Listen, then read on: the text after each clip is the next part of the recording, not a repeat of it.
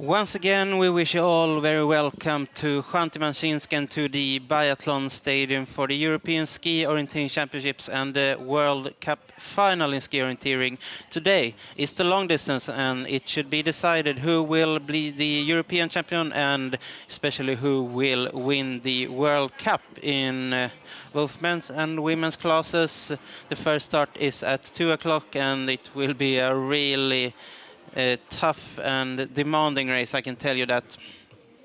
First, in the women's class, we have the Russian national group. They will be able to compete, but they won't take any World Cup medals. The last 10 is the red group, and they should be the favorites, but we should also expect some really strong results among the 20 best ranked today, I suppose.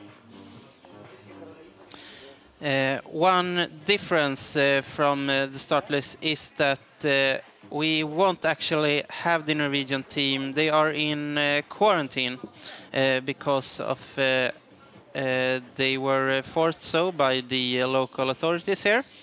And that's because there was some suspicions about the coronavirus.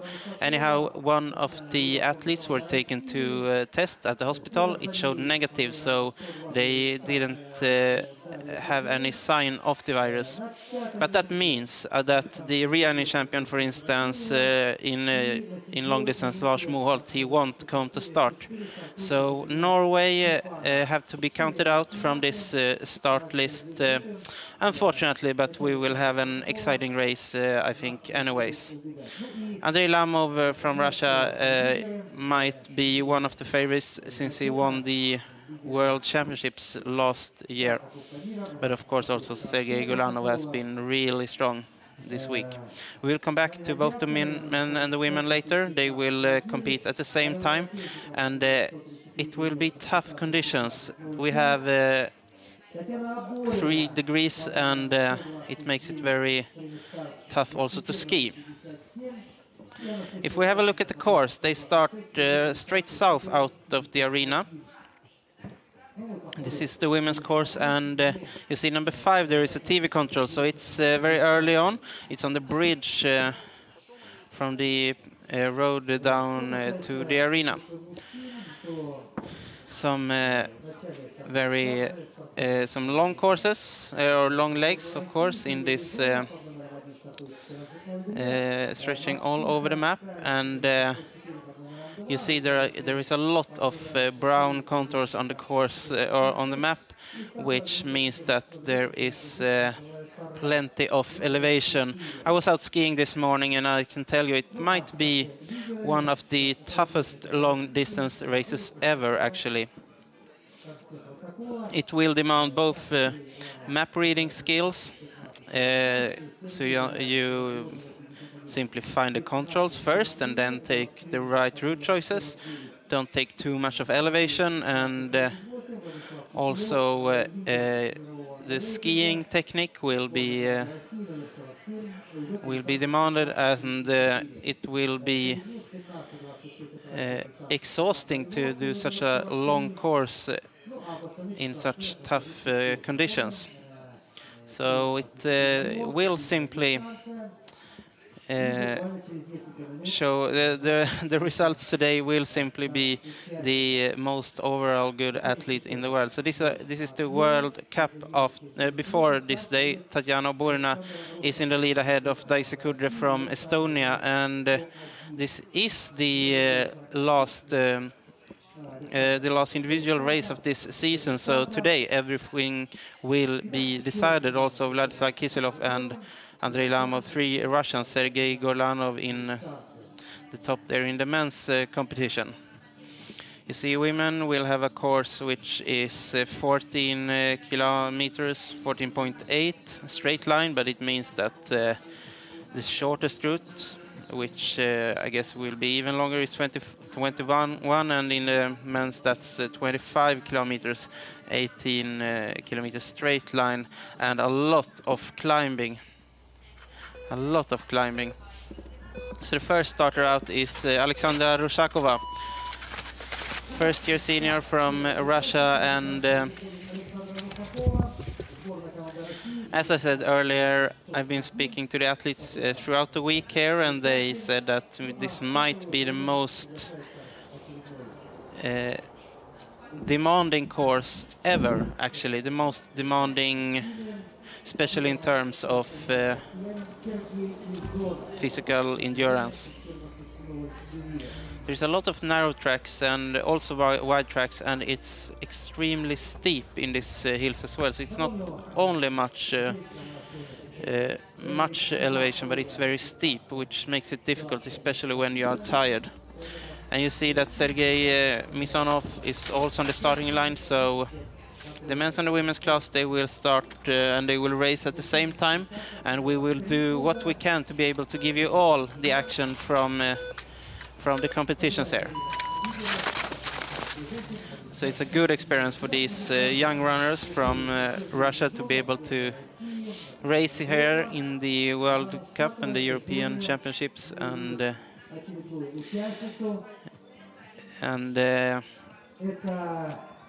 try one of these really tough races.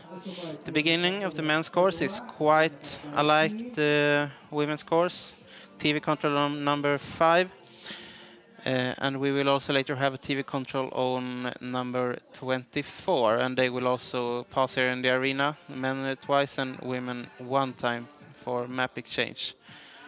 You see mostly quite long legs and with some orienteering in the end and in the beginning, but much route choices in between. They pass that control on the bridge again, which is number 18. And then a long leg almost over the whole map, down to 20 there with route choices. And I was skiing up to number 22 earlier this morning, and it might not look that steep on the map, but actually the route choice that goes to the left by that T, it's incredibly steep. It's almost it was almost impossible for me actually to ski up there. And so at the second map exchange they will get this, which is very challenging for someone who has already been skiing 2 very long legs. 2 long loops, and should do this before they can finish. Maxim Tashkayev, born in 2000, so 20 years old. Still a junior then. Who takes on this senior European Championships. And it might be a good idea to not waste too much of energy out of the arena.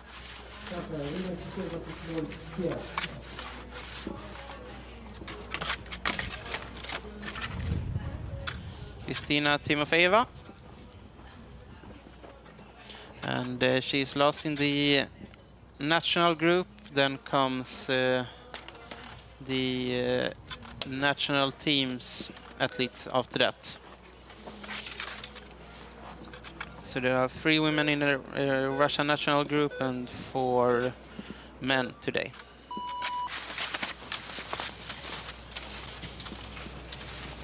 Timofeeva takes a look at her map.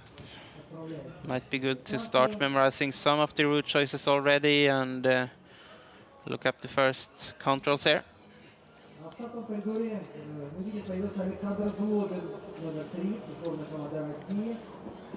And we should wait some more minutes before we can expect the first skiers up there to the control number 5, when we get to see them the first time in the forest. Alexander Slovin. He was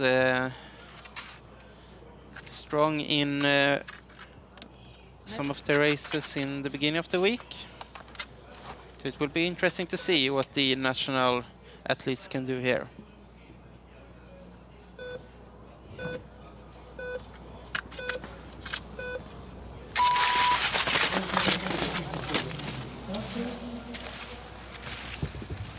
In the men's class today, we will have 53 athletes, and in the women's class, we will have 38. Actually, that was before Norway was removed from the start list, so there will be some fewer athletes than that.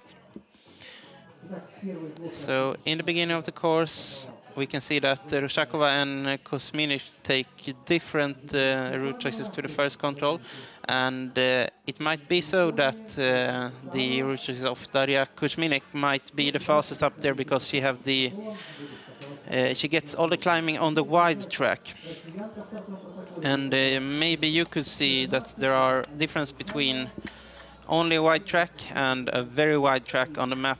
It might be difficult to spot that on while skiing the course, but it's quite obvious in the terrain. The very wide tracks, they are the biathlon World Cup tracks, and they are maybe 5 to 10 meters wide, while the wider, only wide tracks, they might be mistaken for normal narrow tracks since it's the width of 2 snowmobiles.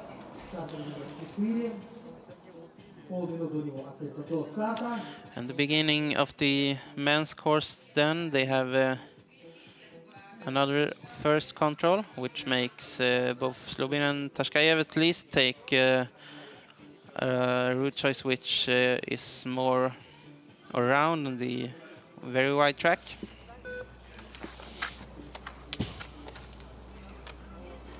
He should be the last athlete in the national group in men's class, Nikolai Taran, setting off on his adventurous long distance today. Takes his time also to read the map out of the arena. You can see his waist bag, that he might carry some energy also around the course, which might be very useful today actually. So it's actually interesting that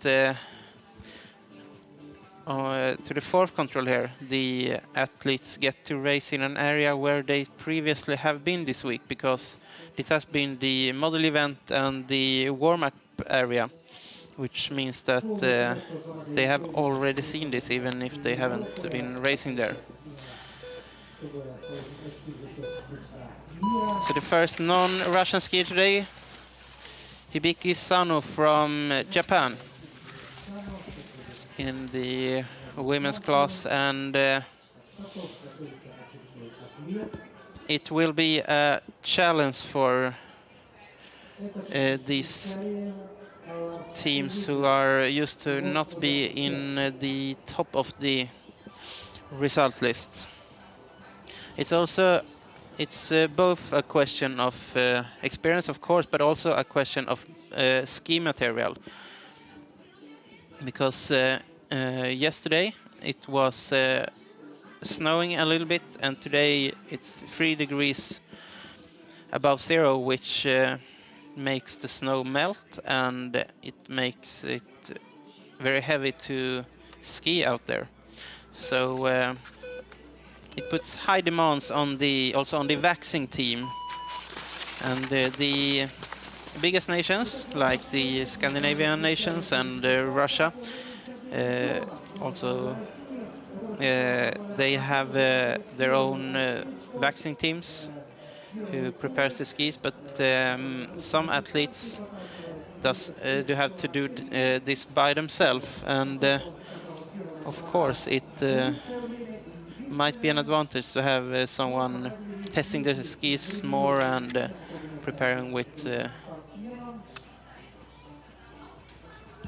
more advanced waxing. But it will show during the race today.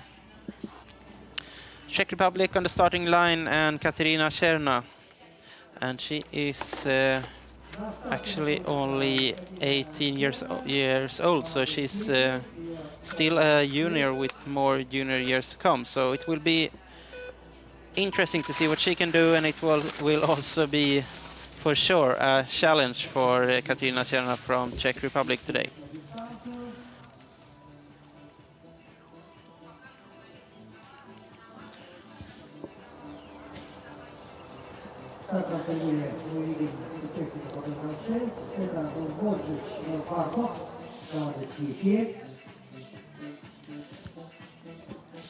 Stepanova was, which we saw in some of the earlier races, was quite high up.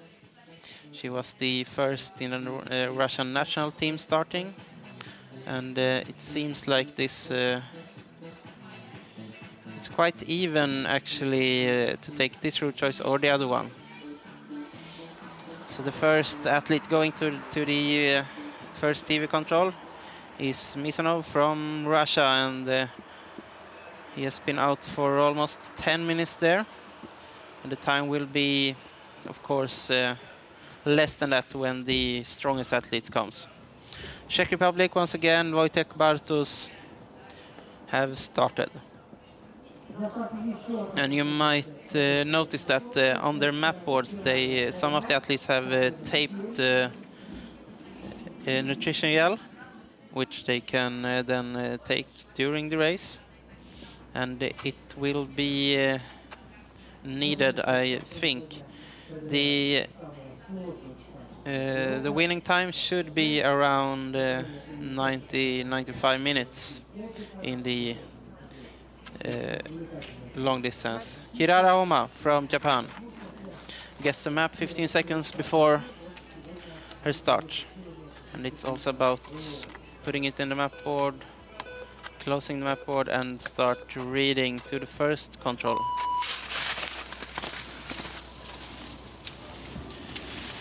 And that means that we have both the athletes from Japan in the women's class out on the course.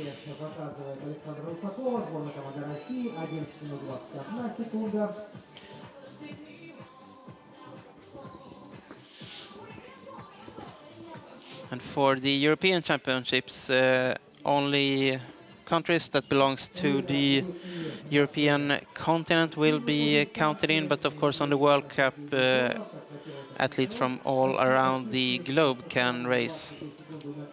And this is the main ski orienteering event in the world this year, and also World Cup final, of course. So Japan is here. Finland now, interesting start from Apo Vipola. And he sets off in a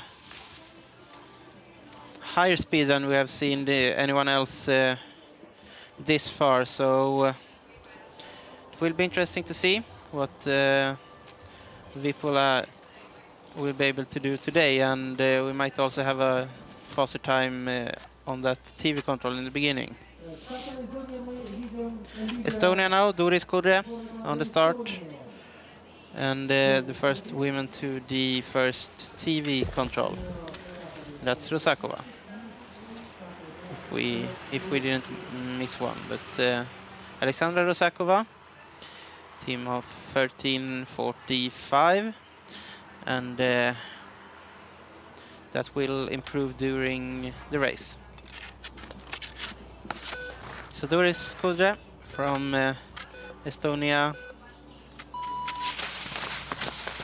part of the very successful Estonian team this far. Her sister Daisy had taken 2 medals yet in the sprint relay and also in the middle distance, and it will be interesting to see what also Doris Kudre can do today.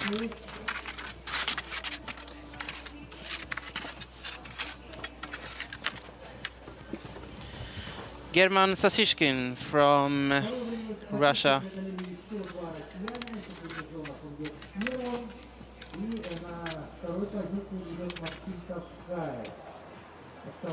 And we have Daria Kuzminik to the first TV control. And yeah, you can see she's almost 1 minute ahead of Rusakova at this point, and those are time that we will see improved as well.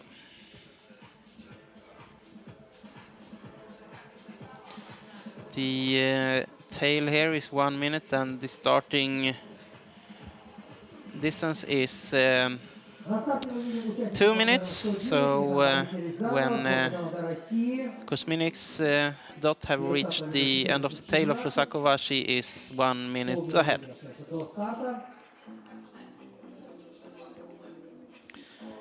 And Doris Kudre takes the left route choice to the first control, while Katerina Cherna takes the more right on the wider track.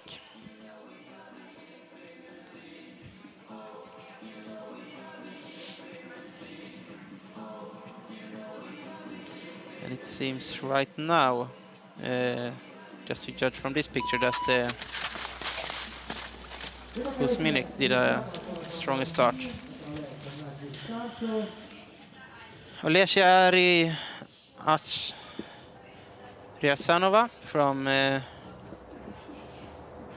home nation Russia, still a junior, but she's in the national team.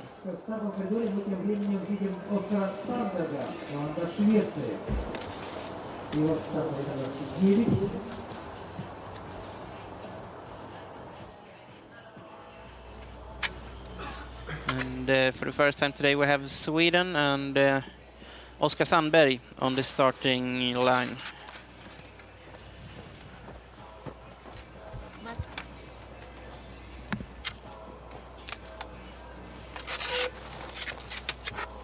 You also have a nutrition gel with carbohydrates taped on his map board.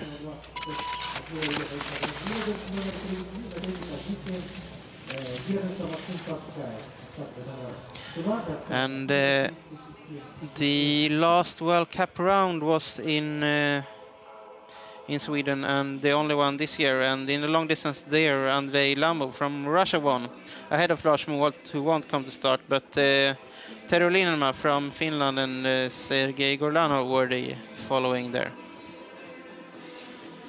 And they are both starting in the end of the starting field.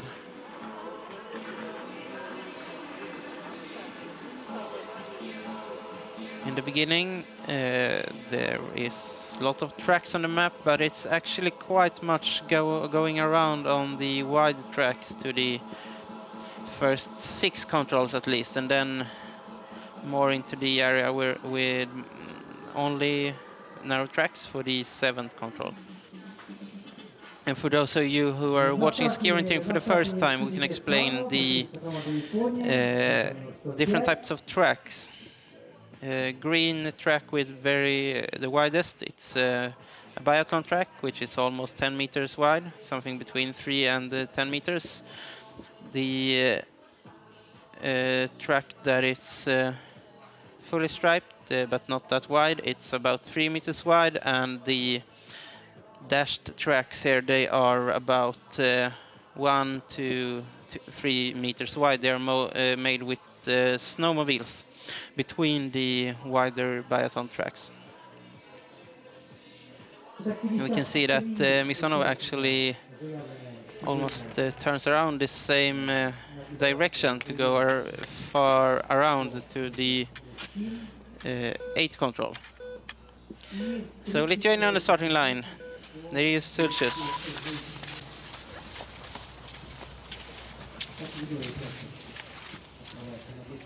And the oldest athlete in the starting field today, for sure, born in 1968. See, he has a lot of routine.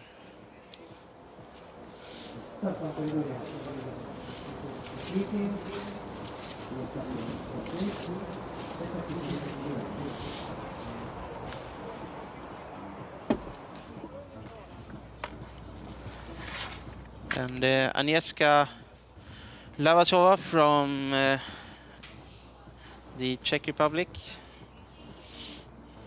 at the starting line.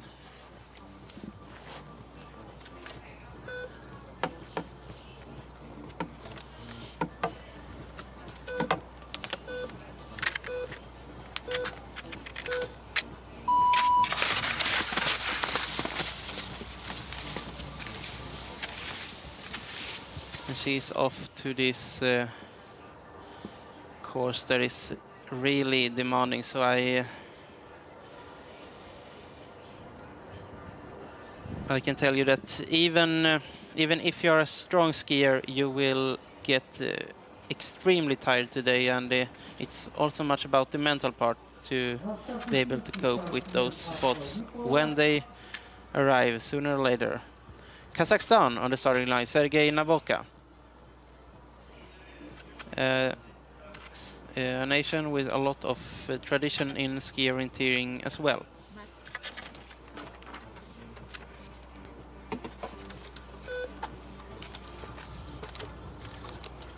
He has a slightly different type of map board, as you can see, with those paper clips, compared with the most of the others who have the map board with a plastic sheet covering the map.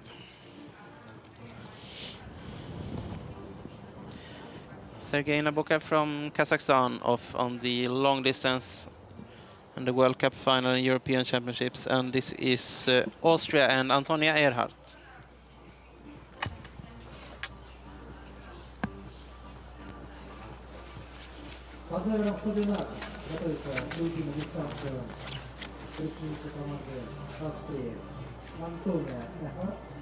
Austria is also a nation that hosted the European Championships in ski orienteering back in 2017 or 16, if I remember it right.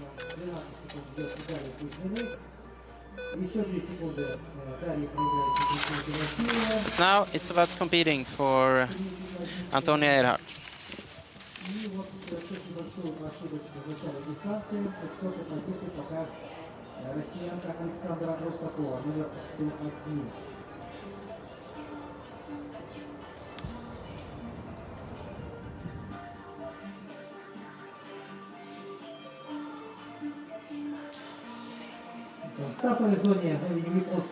This is the live tracking of the 9 first starting women, and you can see that Doris Kudre have almost caught up 1 minute on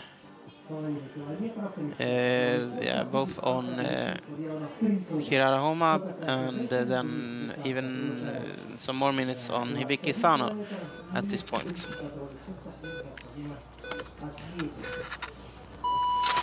The first male athlete from Japan, Masami Aoki.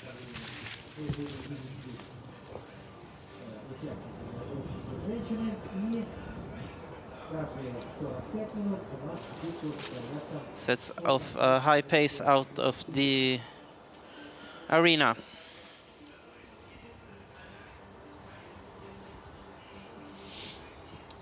And this isn't a TV control, but it's a crossing after first TV control, and you can see that Apo Vipola from Finland took a new second best time there.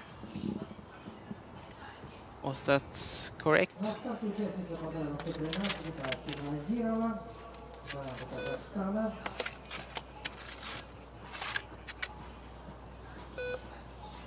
And Asim Nasirova from Kazakhstan, who is an experienced athlete, have been in the World Cup circus for some few years, even though she is only 25 years old. And we compared Vipola with Tashkayev and Misonov here in the beginning.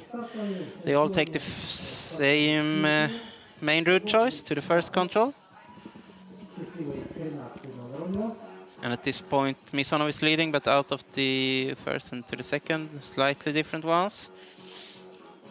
It's quite steep up this hill, and small maybe mistake by Tashkayev at that point.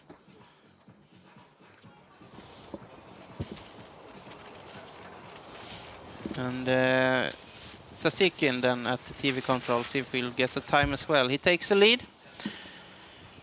9 minutes 52 seconds, and that is what we will have to watch out for.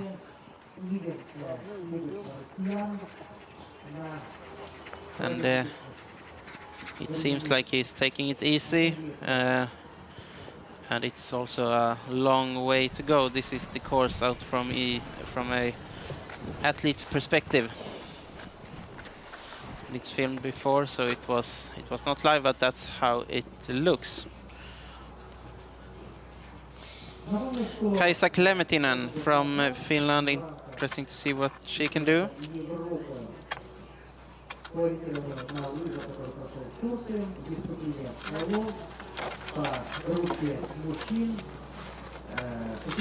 She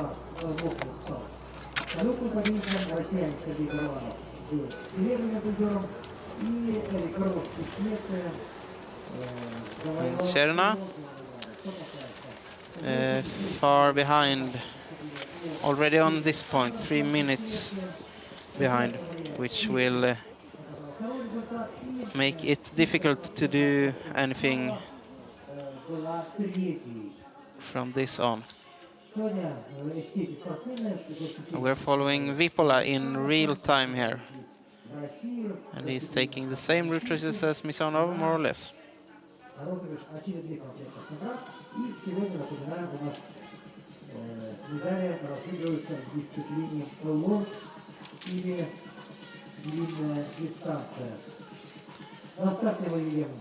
And it might seem that they're not using these dense track network in this area, but they will later in the competition when the athletes will pass the arena and get a new map.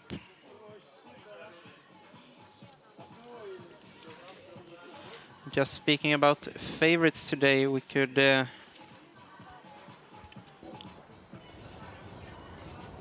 say that in the last World Cup round, the sister of Doris Kudre here, who goes into the fourth position, Daisy Kudre, actually took a quite surprising win in the competition in Sweden ahead of Tatyana Oborina, the World Cup leader. Here is Johanka Simkova from Czech Republic.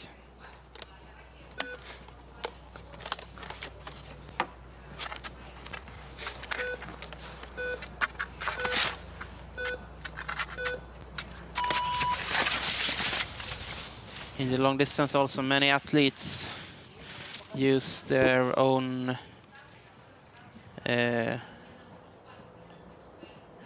arm watch, which could be useful for having to see the time you have been out skiing to know when it's a good time to take some nutrition gel or have a drink or so.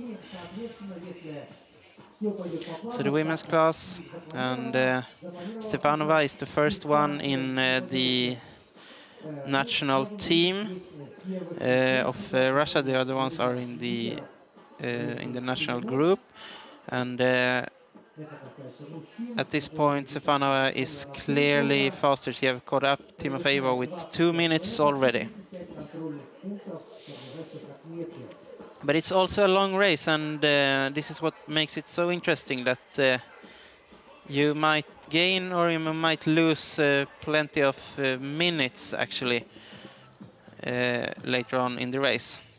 And some route choices, and you can see that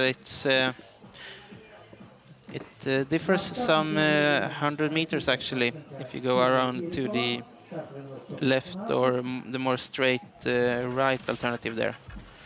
And we can Oskar Sandberg have some kind of trouble, might be a crash, or it seems like his leg and arm hurts. He can't use the left arm for skiing at this point. And you can also judge from his face expression that something isn't right, and he wouldn't turn back if everything was all right and he would be able to ski. So unfortunately the day is destroyed for Oskar Sandberg. Chena Terekova from Russia Makes an interesting start. She was on the podium among the top 6 athletes earlier this week. And he met the Swedish coach there and also the event advisor from the Orienteering Federation, Sild. And hopefully he will get in contact with medical personnel. I can see from my window that they will take care of him now. Sixten Wahlheim from Sweden. Specialist more into the longer distances, like middle and long distance.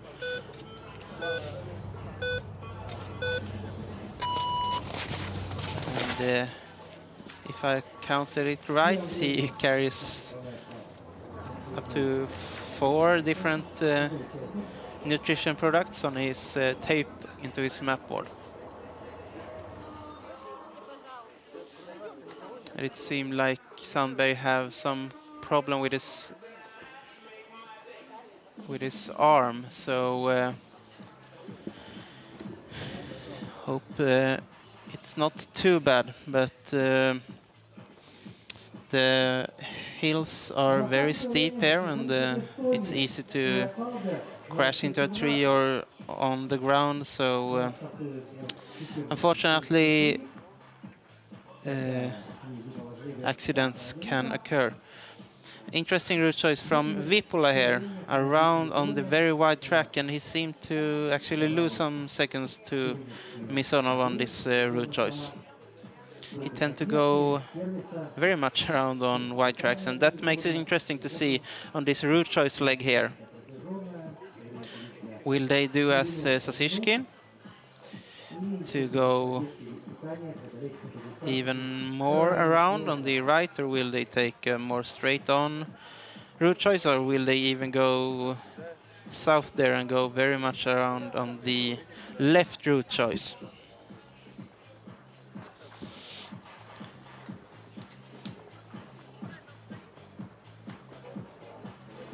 So this is much of what we will experience today, analyzing route choices. And now you can also see the dotted lines in the middle of the leg between 7 and 8. Those are very poor tracks which are difficult to ski. Alexander Pavlenko from Russia.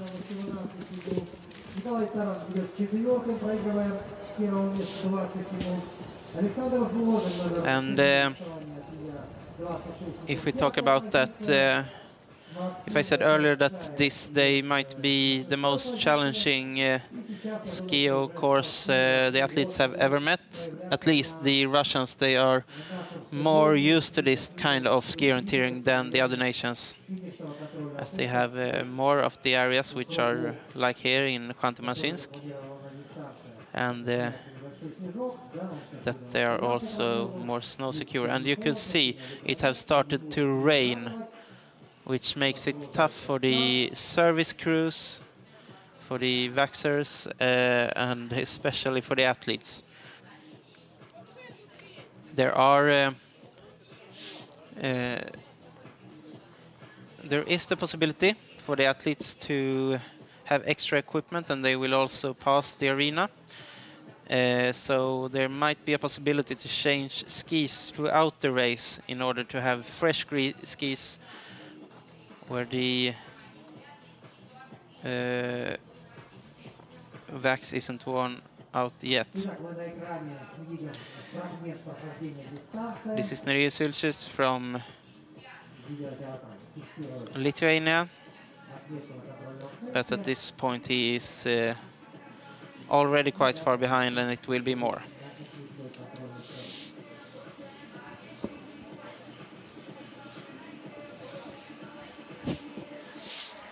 And we saw that Stefanova did a strong start there, and let's compare Sasishkin to Vipola and Misonov, and a very interesting route choice actually by Sulcister. And as you see, he stopped at the biathlon shooting range, and that I guess was because he did what I was speaking about some seconds ago, that he changed his pair of skis to a pair that he believes more in, and he might have felt that his skis were too bad, so he has to do something. Liisa Nenonen from Finland. It will be very interesting to see already this early in the race, or it's not, it's more than halfway through actually in the start list, but I keep her as one of the first favorites for the top positions today. So Liisa Nenonen from Finland.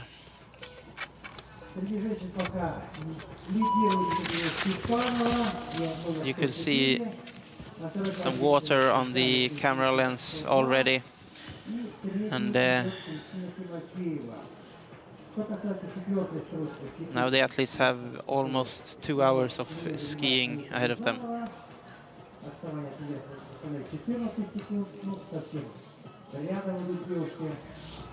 Lithuania again. Kasparas Sulcis on the starting line.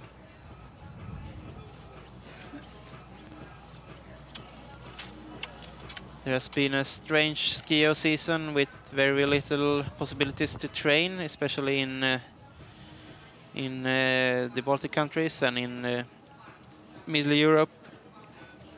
And the season ends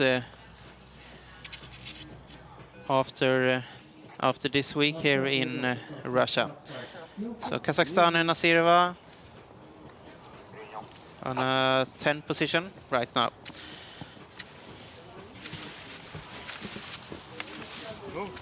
But as it seems now, this might be the one of the few still going on races in any sports right now because of the current virus situation around the world. Khanty-Mansiysk is about 200 kilometers away from Moscow, and it's a quite more or less remote town in the middle of Siberia.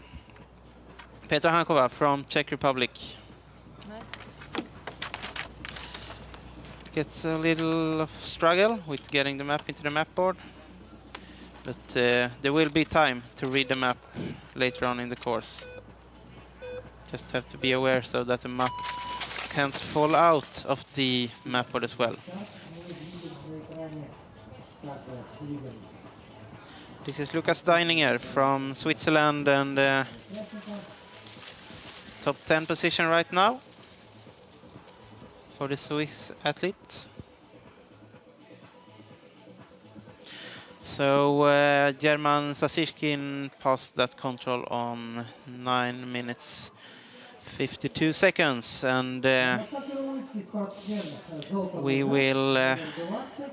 are almost halfway through the start procedure of the men's competition, and we're soon getting into the red group for the women's competition.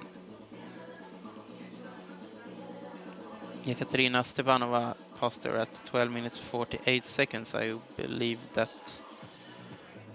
time will decrease quite significantly.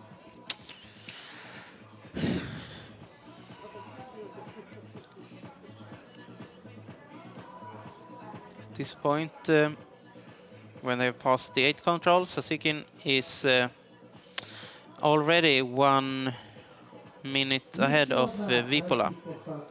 But this does actually mean that they might be skiing, they might have been skiing together, because now they take different route choices.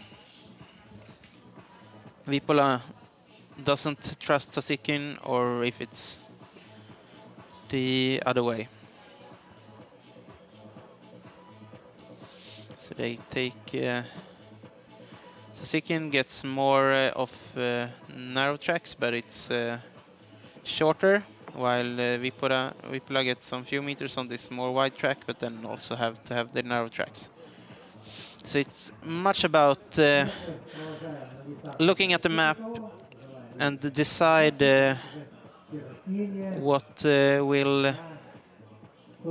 which route choices will mean the less amount of climbing. Even you might have to start counting the contours and also watch how close they are to each other.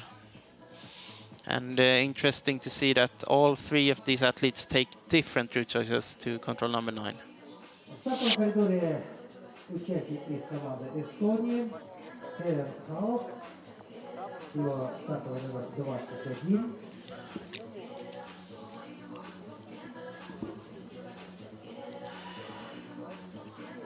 It will be interesting to see also if Apo Vipola managed to gain some time. Now we have some more uphill here. So we will let Masami Aoki pass, and we're waiting for Sixten Valheim, I believe, on this place.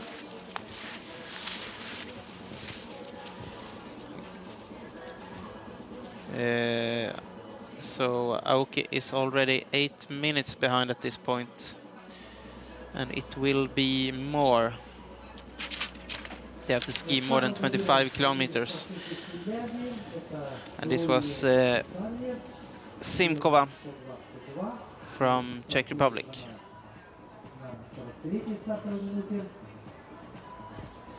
And she went into the 6th position at that place. So here is Valheim. And let's see if we will get the time on him then. And yeah, 56 behind at this point. And also it might have been Alexander Pavlenko.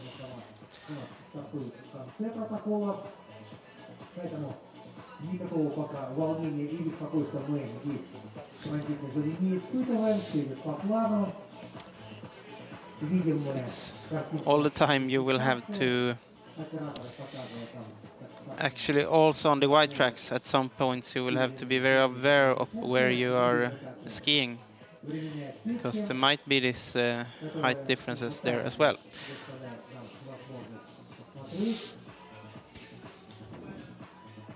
Klemetinen from Finland is catching up, as it seems, right now, especially on Stepanova. And as you can see, this is less than 1 minute, so around half a minute, 20 seconds, something like that.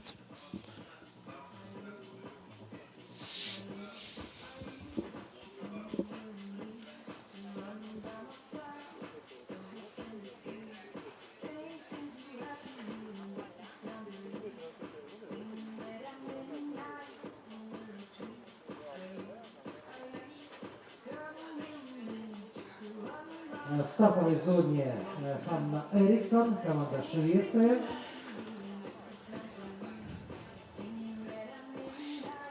You can see that between control number 9 and 10 there is a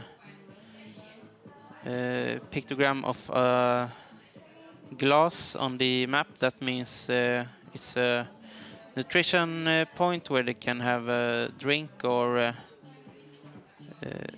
at least some kind of sports drink and water.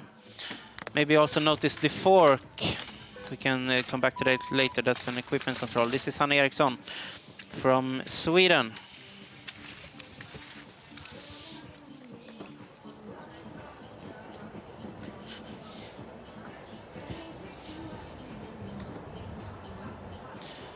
Take some time to read a map out of the arena. Vitalios Petroulis, the on beforehand strongest athlete of Lithuania.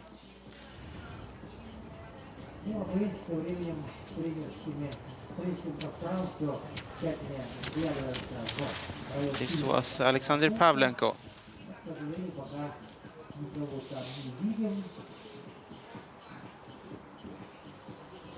Вполне возможно, что первый круг дистанции спланировала как-то подлиннее и We'll have a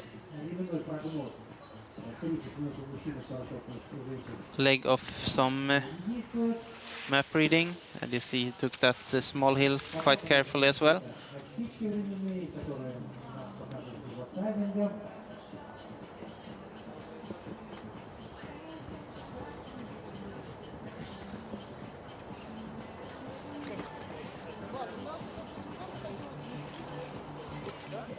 And now we can explain the symbol that looks like a fork. It's an equipment control, so the athletes are able to put their equipment to organize a transport, usually by a snowmobile or a car, and it's driven to that point. And if they happen to, for instance, break a ski or a pole on the course, they can go there and pick up their spare equipment.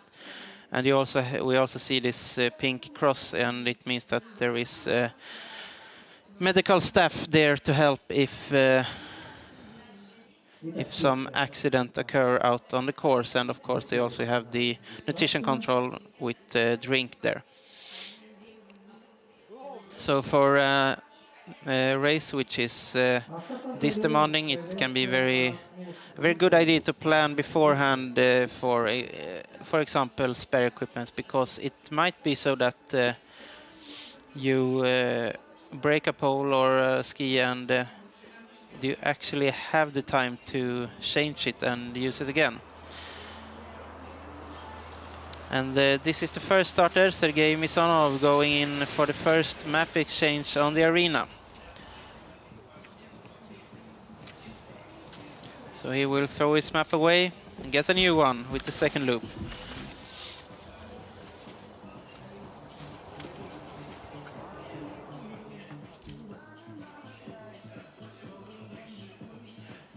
And that's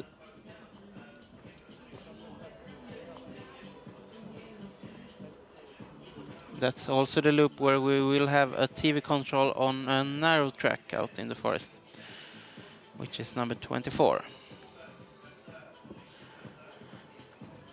He doesn't take the opportunity to change any equipment at this point in the race, but he gets some drink from his coach at least. And you can see the sign there when they are going out on the next loop. They take the right, and if they're going into finish on the last loop, they go straight. This is Klara Ingvarsson from Sweden.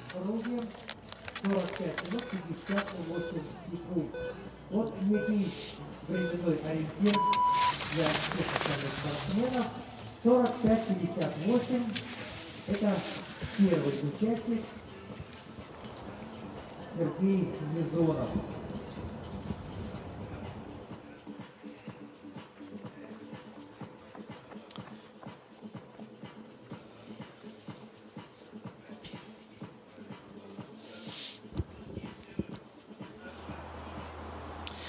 And this is the first women into... No, this is...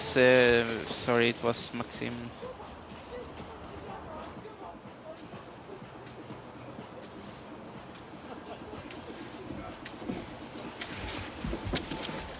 Yes, I was right. It was Darya Kuzminik going into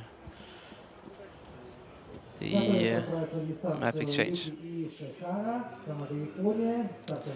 And here you can see the athletes can have an extra pair of skis and take them instead. And the reason behind this is basically that while skiing on in this very wet and warm conditions, it's the wax that you put on the skis, it will get worn out very fast. And I was out skiing this morning. It's a lot of dirt and also needles from the larch and pine trees out there, which also affects the wax on the skis. This is an experienced athlete, Anastasia Kravchenko from Russia. She has been doing this type of races before, and it will be interesting to see what she can do today.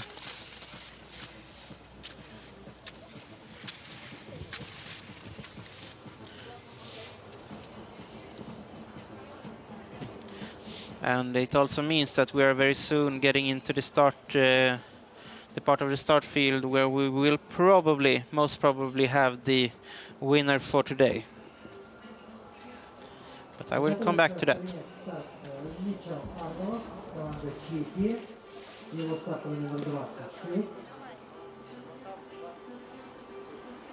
Good small jump there by Czech Republic.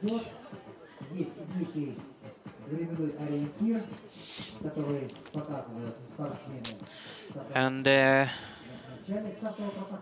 early on in the race, Ksenia Tereshova, who we saw earlier in the week, was very strong, has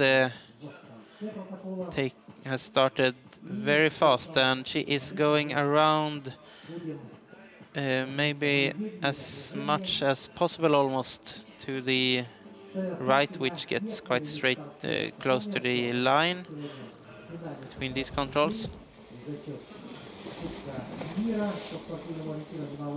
And we will have a map change for Ekaterina Stepanova.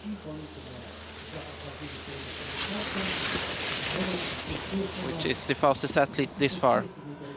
Interesting to see if she will also change her skis or not.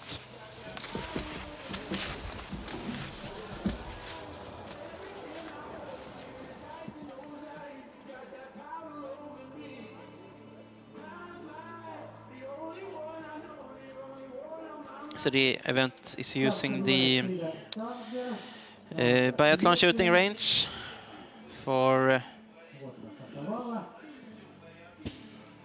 equipment exchange. Both Maxim Tashkayev and Ekaterina Stepanova takes a drink here. But Stepanova didn't take the option to change skis. And also Nikolai Taron.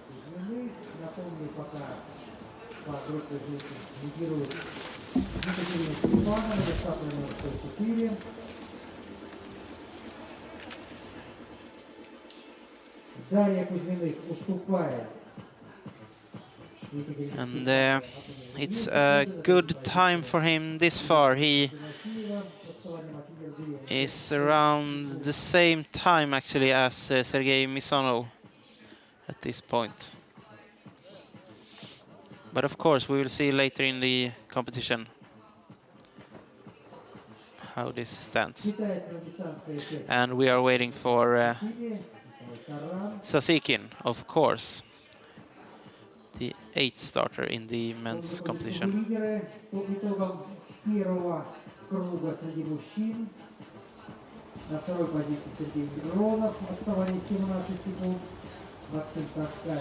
Shapikova, new 9th best time on the first TV control. Interesting that already this early in the race there are such big differences between the athletes.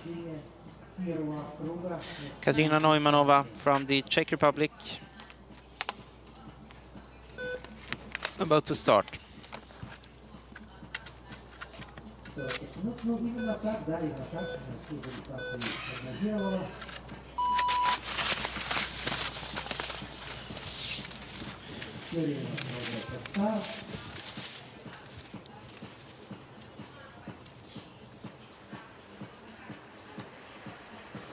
And then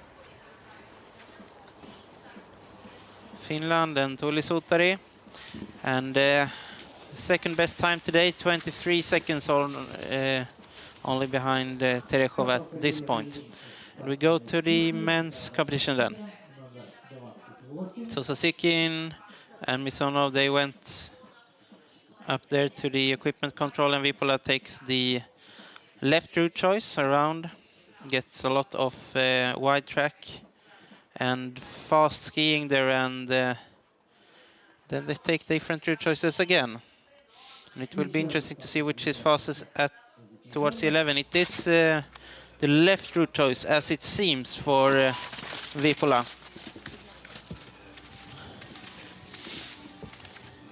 Radek Lachiga from the Czech Republic, heading out for his long distance.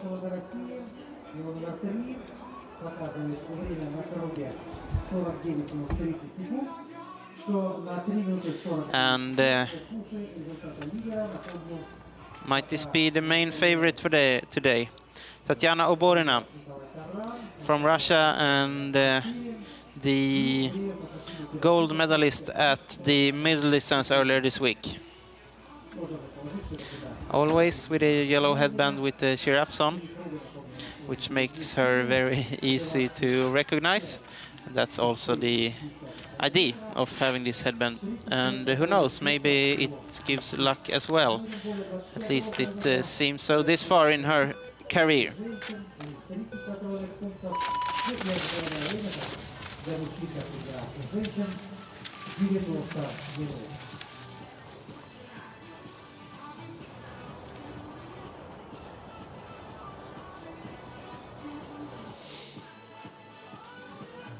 So it will be very, very interesting to see the first TV control and also the GPS in the beginning for Tatyana Oborina, as we count her as one of the main favorites today. She was second in the last World Cup round in long distance, behind Daisy Kudder from Estonia. This is a good time of Rasmus Wickbom at the first TV control. He takes a new lead there. So good time for young Swedish athletes, Rasmus Wickbom in the beginning. Or quite young, he's second year senior.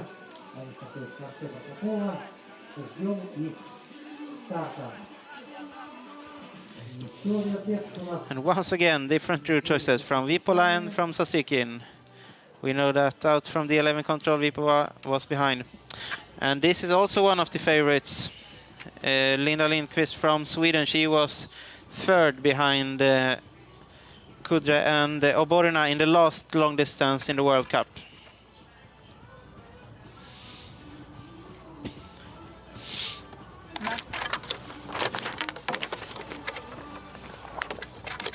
And used to be around the top athletes in the World Cup. Maybe not on the first position, but she is usually in the fight for top positions. So we have some really strong starts here in this part of the starting field. And following her, we will also have Mario Turunen and Daisy Kudre, who won the last World Cup round, and then also Aliona Trapechnikova, Magdalena Olsson, Marina Vyatkina. Yeah, we are into the strongest part of the start field for the women. Meklova from Czech Republic, and a strong start. 40 seconds behind Terechova at this point. And it seems like she's keeping it stable at this point. Igor Linkiewicz from Russia. And Apo Vipola, as we saw, he have some problems with,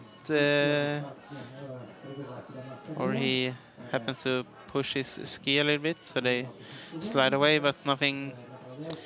Then just some second. Now it's about, he's taking some energy gel. Hope he haven't taped it too firmly to his map board. So he will also try to catch a drink here, and he will have to also switch his map. So lot of things to do in a short amount of time at the arena passing.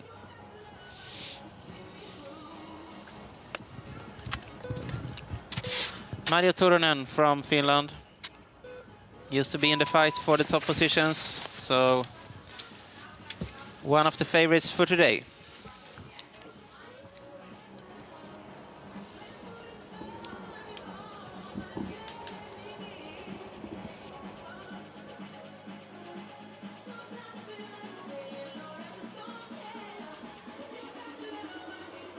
Let's see if we get to see some more of the route choices. Vipola is leading at this point at 11. And then he's passed by Misonov by just some faster orienteering, as it seems, out of the 11th control. And then another route choice again to the 12th. Then he is, they are more or less together, and it stays so until the map change. And they have gained time on Sasykin at that point. Noel Boos from Switzerland. Also strong ski orienteering nation, not in the level at the level of Russia, but they are always in the fight for and the discussion about the medals.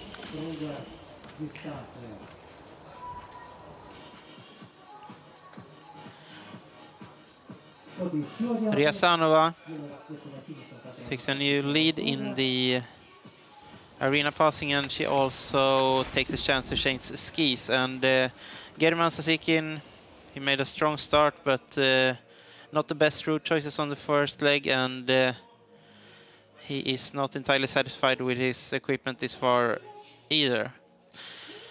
So a ski exchange also for Sasykin.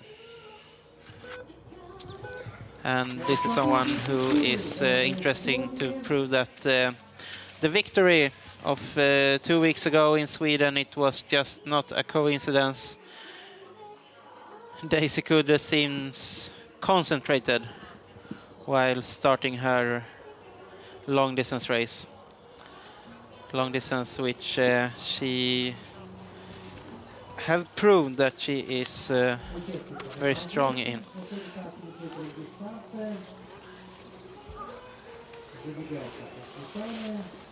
And this is Klara Ingvarsson in the forest, and it seemed like something had happened also to her. We saw that her teammate in the men's race, Oskar Sandby, had to quit his race. And if we go back to the women's race, then that was Darya Kuzminik. And Anastasia Kravchenko, not the strongest start for her, but she seemed to keep a stable pace, at least in the beginning. So 1 minute behind right now. Vipola and Misonov again, and Misonov changes his mind, as it seemed. And he goes back actually around 100 meters and takes another route choice, and of course he loses time on that.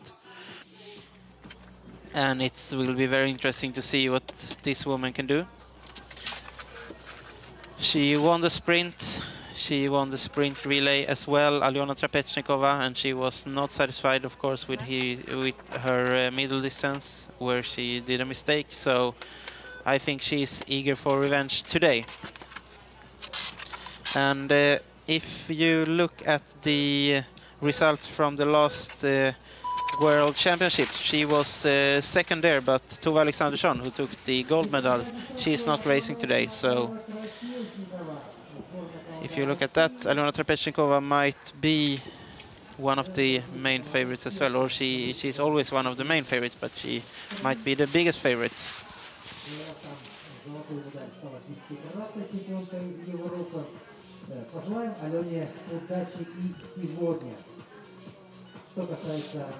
Wojtek Bartos is this, getting some drink from his coach. And he passed the arena as well, but didn't get the time there. So start by Frida Sandberg from Sweden. Quite strong start, 51 seconds behind Terekova at this point.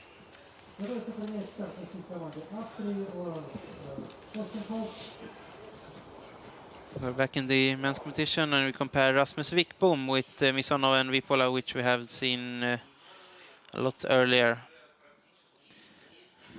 So at the sixth control, he is ahead of them,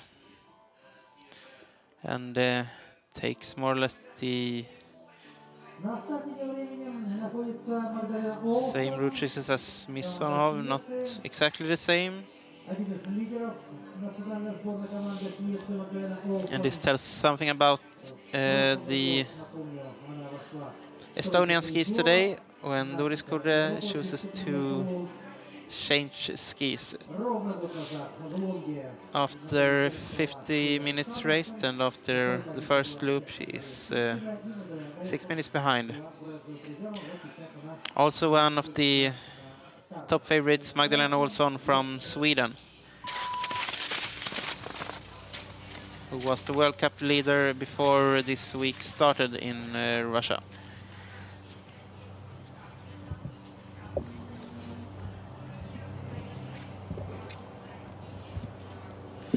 And she is an athlete which we know can keep up the skiing pace for a long period of time.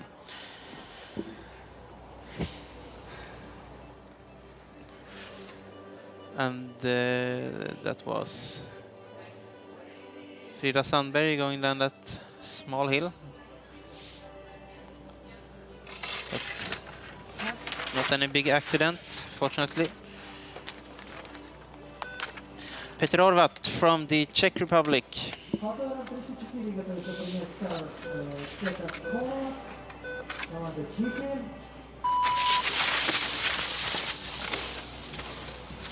Out for his at least 25 kilometers of skiing.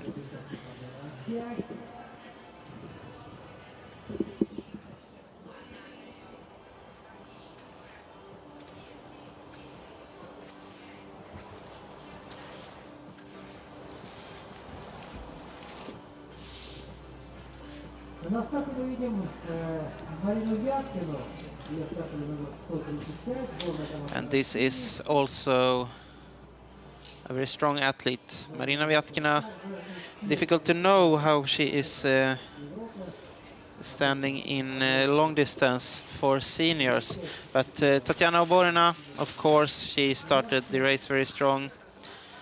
And seems fairly easy for her, but she is faster than anyone else. And still, we haven't had any faster athlete than Rasmus Wikbom to the first split time, which is at control 5. And he's seems to be strong here, also going to the 8th control, almost a minute ahead of Misonov. Номер 35, команда Швеция, готовится сейчас на старте.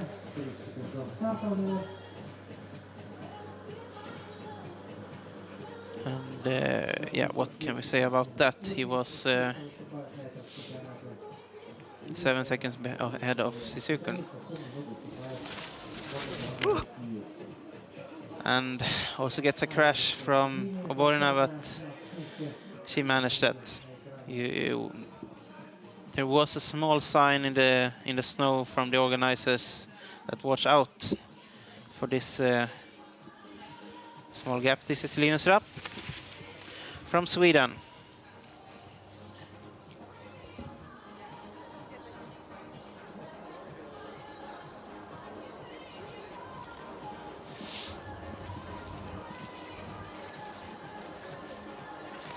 And his teammate Isabel Salén.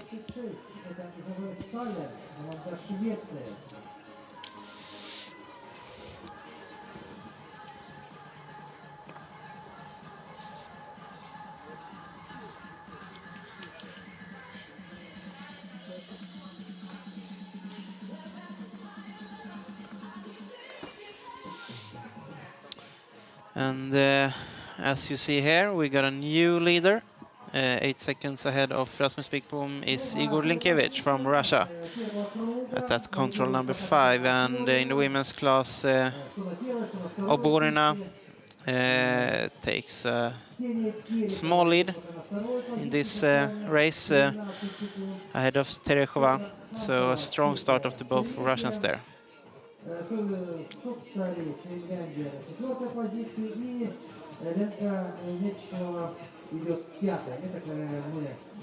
And now we're comparing Toivonen in live here from Finland.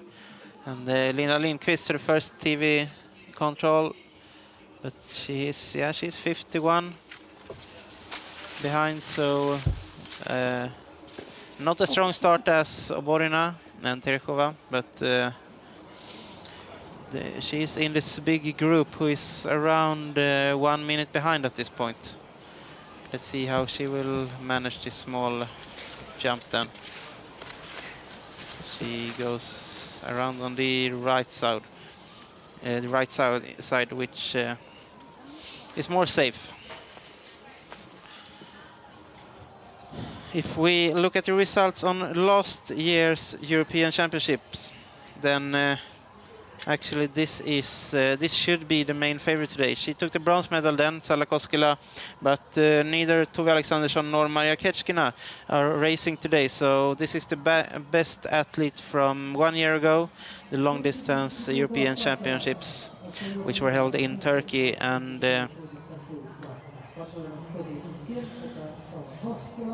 Salla Koskela is for sure one athlete to take into consideration about the medals today.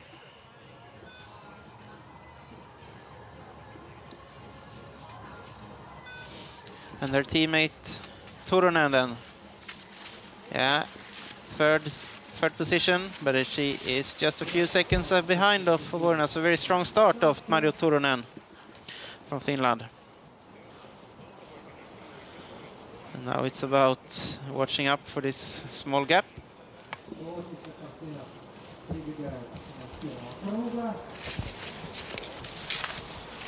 Managed that fine.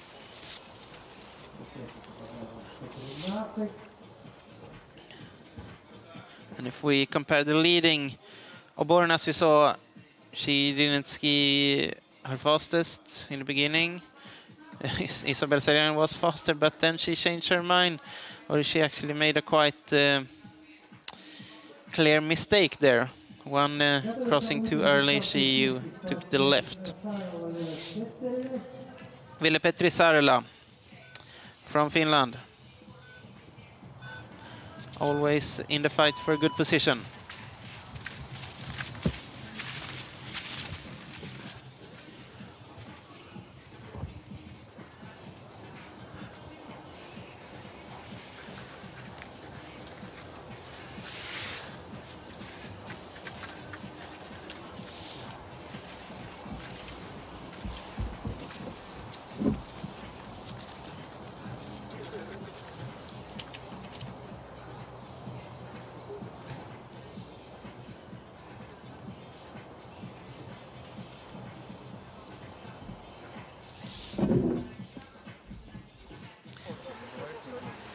So the best athletes on the last World Cup, Daisy Kudra.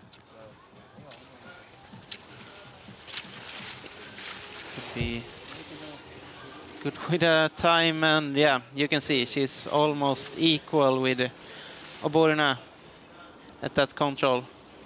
And especially if she managed to stand up right now, they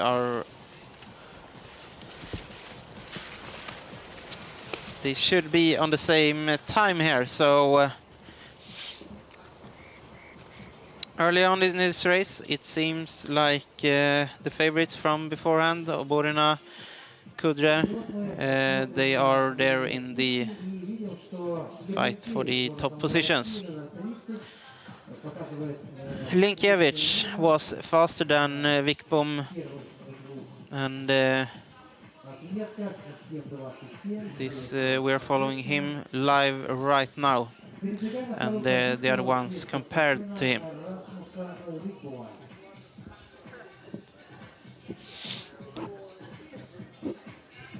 So at this towards the seventh control, it's about knowing where you are, which actually Igor Linkiewicz seemed to have a little bit problem with. We will come back to that. And Trapechnikova takes a new lead, and half a minute already ahead of Oborina at this point. It's a strong start by Trapezhnikova, but it's still a long way to go for all of them.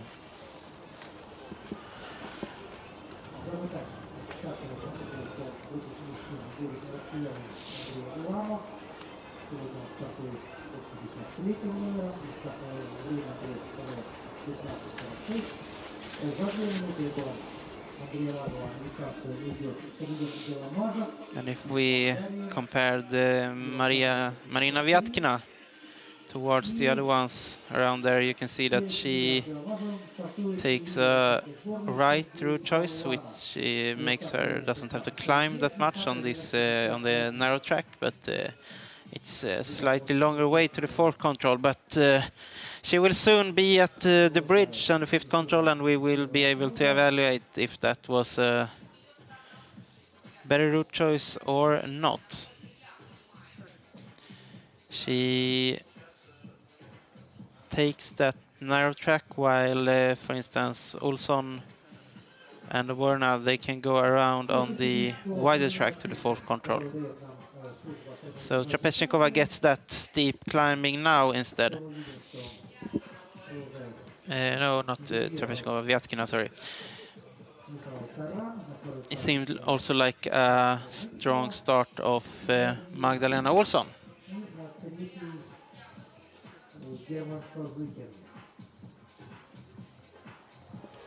Who is at the TV split right now.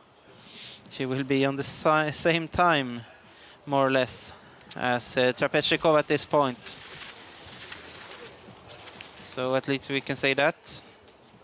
She keep a good pace, and it was a clever route choice to the fourth control by Magdalena Olsson.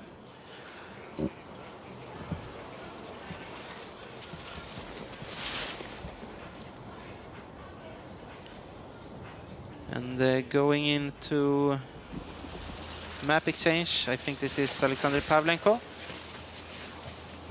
It is.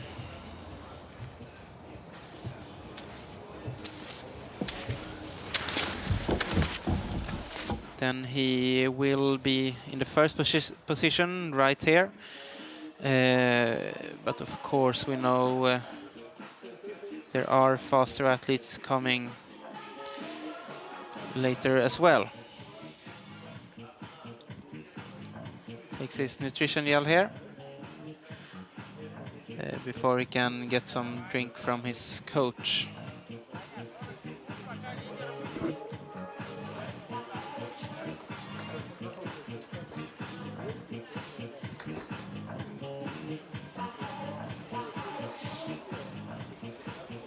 And Magdalena Olsson, she managed to stand up at least. And also Peter Horvat.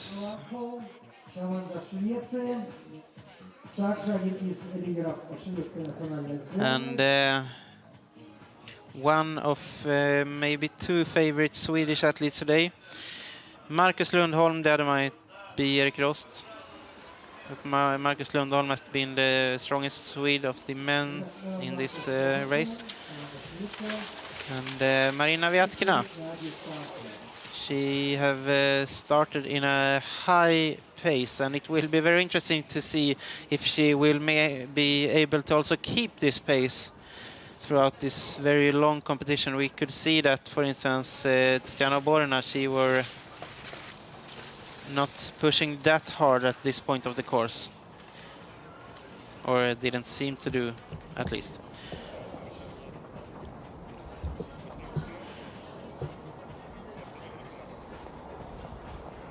Linkiewicz at this point towards the 8th control, he's clearly ahead of Vikbom and Toivonen. And he will go, have to, he's on top of this hill right now, so now it's steep downhill towards the 8th control for Linkiewicz, while the other ones are still climbing there.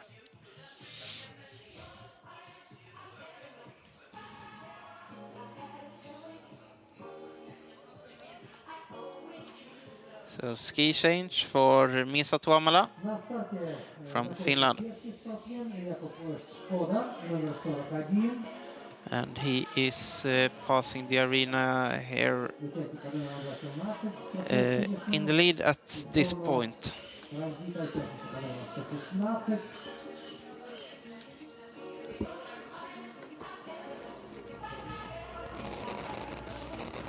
The best hope for the Czech team amongst the men is Jakub Škoda.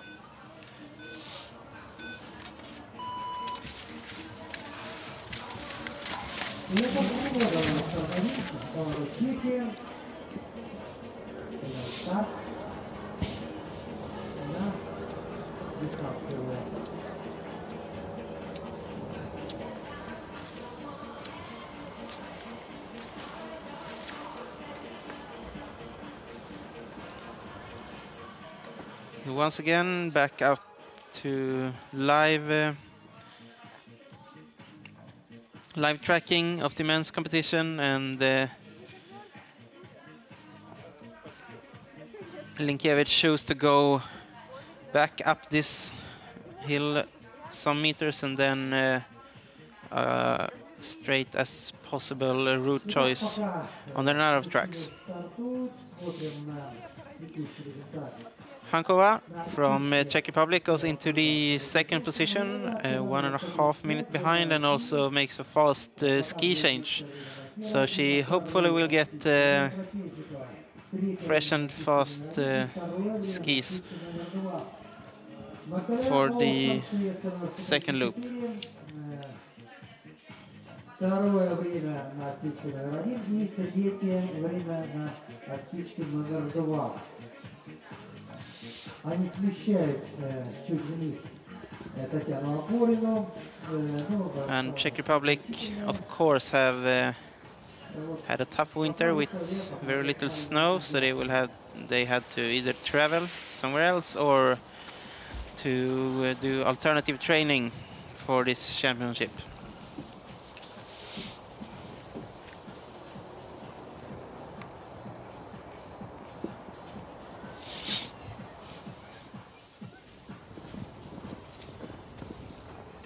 This is Salén from Sweden, but she is already 2 minutes behind at this point, so we could see that mistake already out from the start costed a lot of time.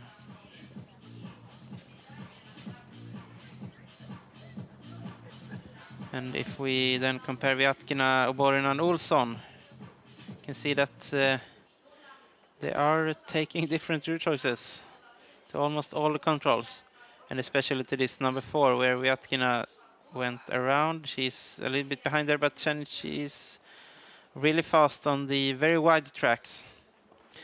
So it remains to see how fast this will be in the end, and if she will be able to manage this the whole course. And at this point she's behind Trapechnikova, who is almost together with or not together, but on the same time as Olsson. So it seems like it will be a very tough fight in the women's race.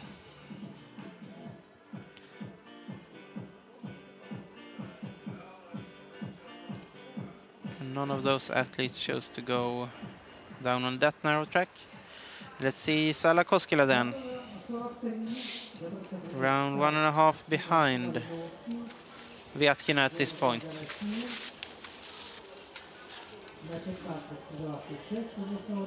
But we could also see that Vyatkina did a really fast start.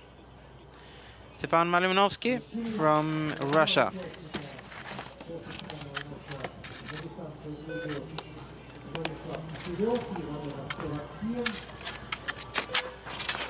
На сегодняшний день Владислав Киселев является лидером рейтинга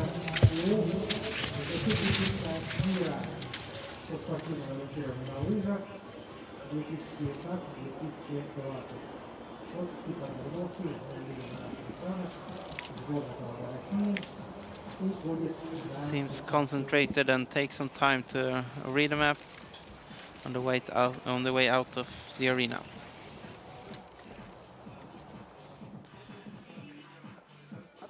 Let's have another look at the women's course here, where Trapechenkova took the control, turned around, while Olsson is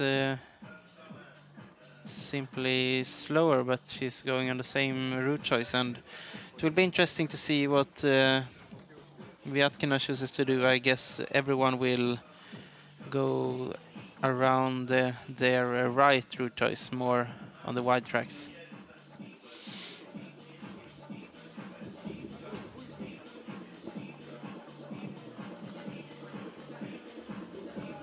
It seems like that, otherwise they will have to do a lot of climbing, which could be avoided on the narrow tracks.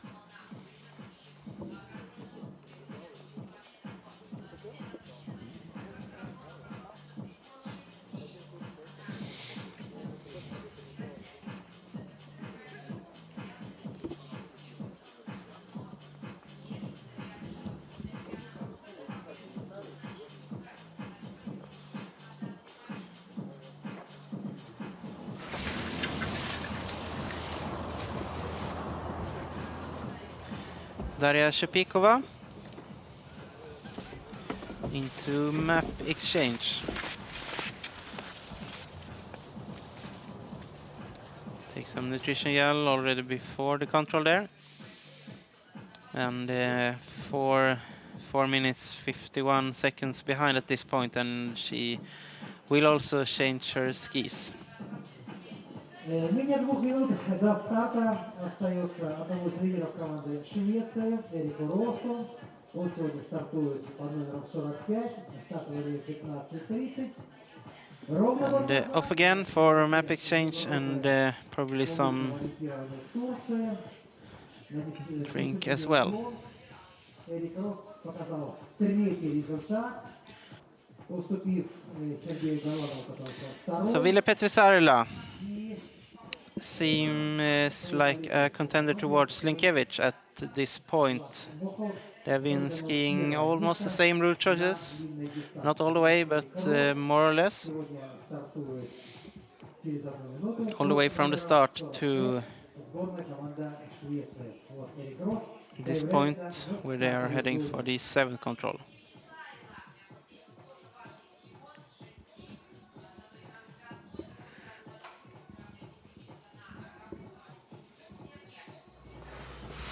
And Erik Rost from Sweden, always among the favorites.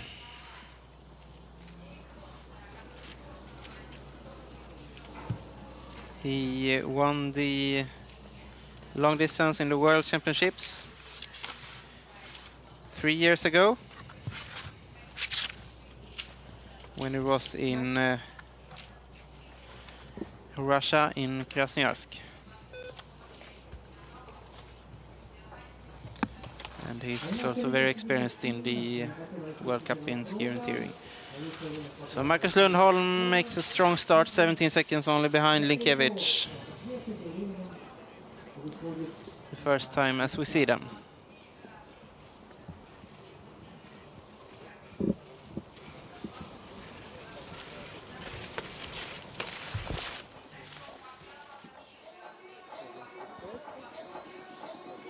Meklova made a strong first leg compared to Terekova, so 55 seconds behind at this point.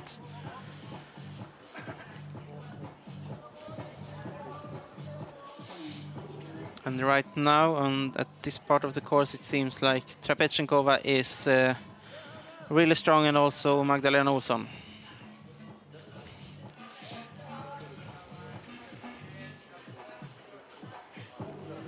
And they are all taking the same route choices.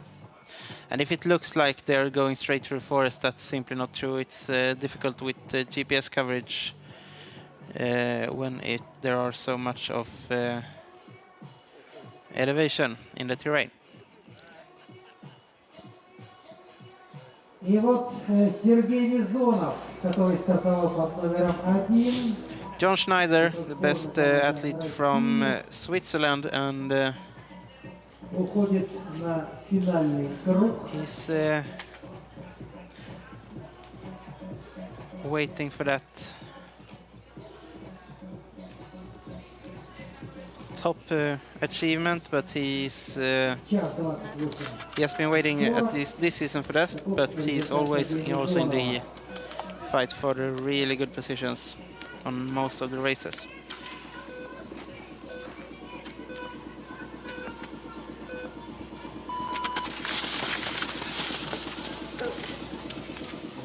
Джон Шнайдер, команда Швейцарии, номер 46, покидает наш стадион, чтобы попробовать... Kasparas Ulčius from Lithuania takes the time to change his skis and also having some energy gel and his own drink. He might not have a coach which can give him the drink. Then you will have to do it like yourself, like that. So strong races at this part of the course by Sarila and Lundholm, if we compare it, of course, to Linkevich, who is ahead of them. And the tail is 1 minute, so let's say they are 15 to 20 seconds behind. И результат после двух кругов дистанции 1 час 28 40 секунд. And now we're out on the 24th control for the men on the second leg there. So Alexander Slobin already, and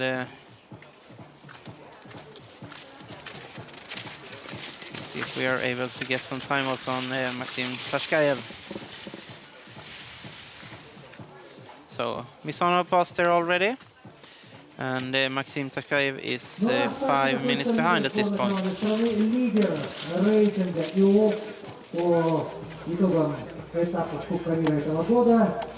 And this guy won the first World Cup round this year in Sweden, Vladislav Kiselev from Russia, and always very strong in the long distance.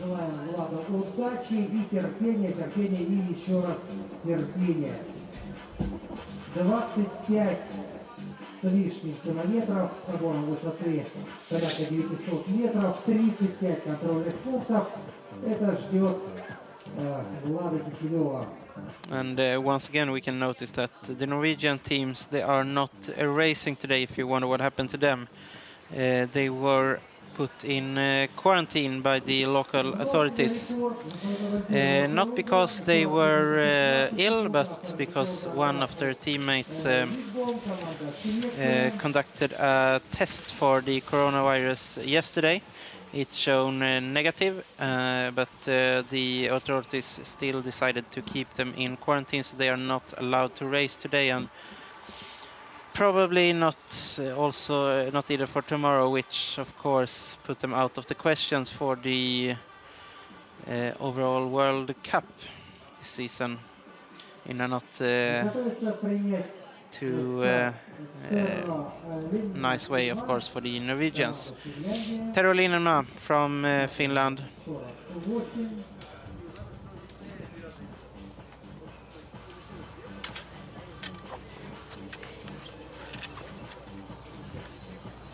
Was the third on the World Championships last year, 1 year ago in Sweden.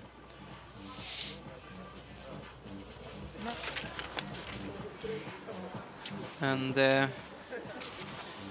strong start of Stepan Malinovsky, only 7 seconds behind at the first split time on control number 5.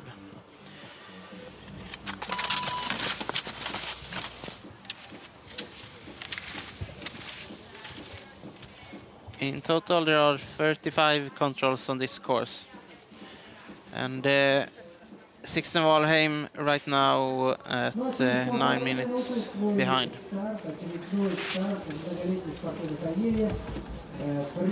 This is Linema out from the start. Его стартовый номер 49, стартовый минута 15:38 и длинная полутора минут Эдуарда Филипенко остается до старта.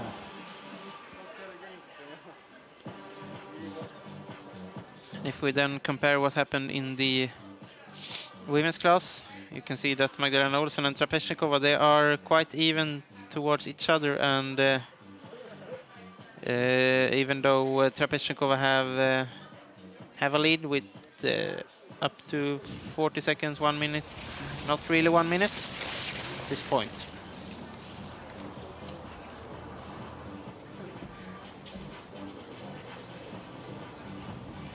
And what happens here? That was a route choice. And this is a man to watch out for, Edvard Khrenikov from Russia, born in 1973. He is the best. He won the men 45 in the World Masters Ski Orienteering Championships, but he is also in the very top fight still in the elite senior class. He has been in the World Cup circus for around 20 years now, and he is always in the fight for the top positions. And this is Tatyana Oborina, who actually also have Edvard Khrenikov as her coach. And she takes a lead, and this is around where the athletes have to be in the question for the top today, around 41 minutes. Like Tatyana Oborina, who also decides to change skis. And now it's time for the last arena passing for Taskayev here. And the men will pass the arena twice and the women once before they head out on their last loop.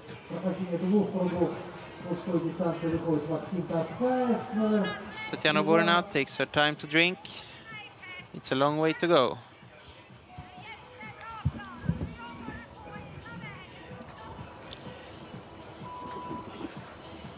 And it seems like she tried to make this stable and smooth all the way.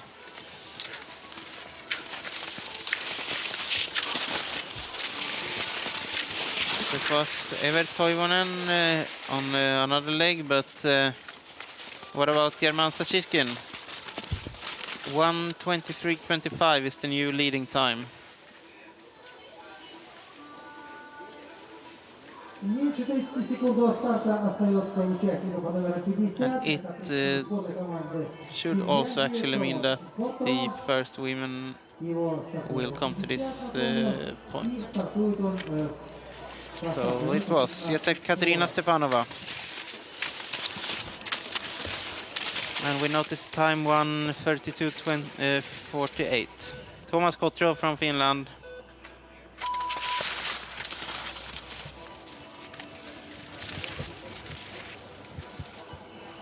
Which you can recognize by the hair, different style almost every day.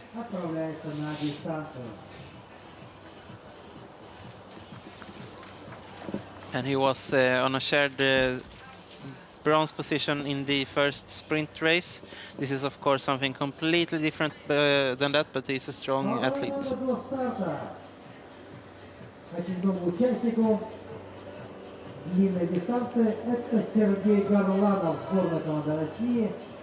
And let's see how the beginning of the race was for... This is Rasmus Wickbom.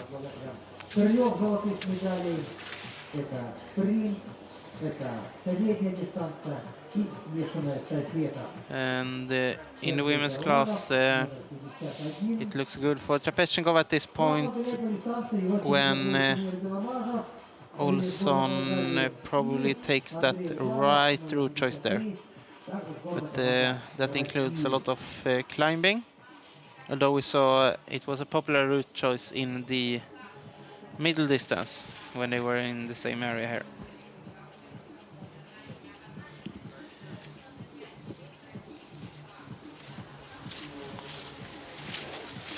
Lenka Meklova, a new second best time this position, and this might be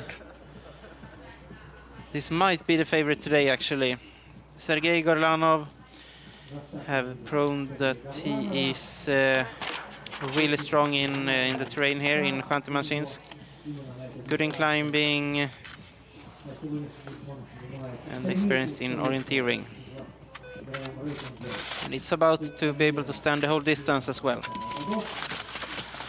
But you can see his jump skating out from the start. The same style as we saw also in the sprint and in the middle distance. So the question is basically, will he be able to do this the whole distance today? Or will it be too tough? Time will show. Trapechnikova almost already on control number 10. And Olsson still has some way to go there.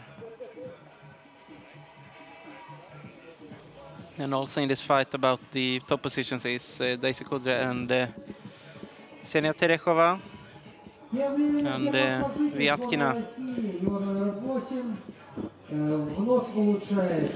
And interesting then to see the early starting Tereshova.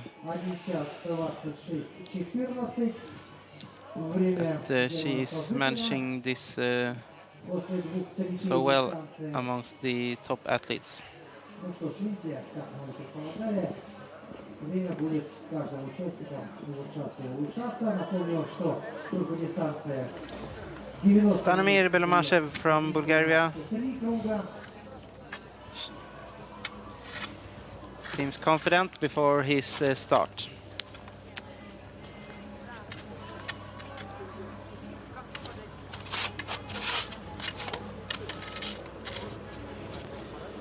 And how was the beginning of the race for Kiselev? Around 5th, 6th place, something like that. And the map exchange for Trapechnikova.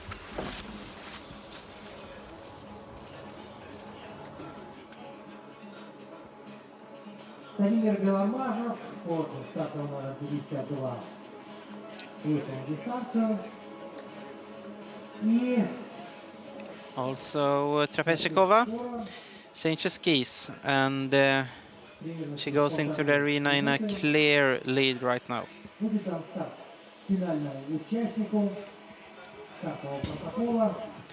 So it looks good for Alyona Trapechnikova.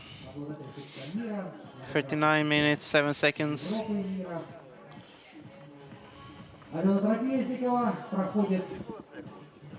And she's in a very good position right now.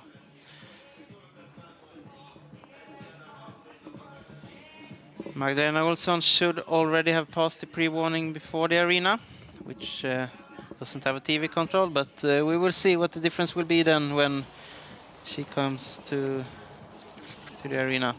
So out on control 24. Timofeyeva is right now 7 minutes 26 seconds behind Stepanova, who was the first national team runner. This is the last starter, and the winner of last World Cup, Andrey Lamov from Russia, he's eager to show that he can do better than he had managed to do this week, while he's used to be on fighting for the top positions. He has been around at least top 10, but not where he would like to be. Also Linema passing.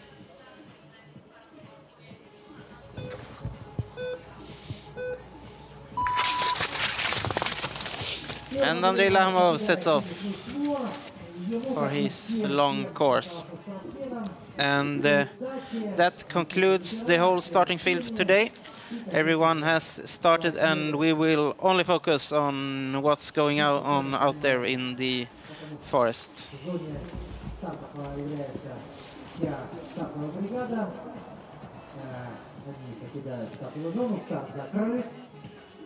And we could see that Trapechnikova was strong there, but if you compare Magdalena Olsson towards the other, you can see that she is also gaining time, which means that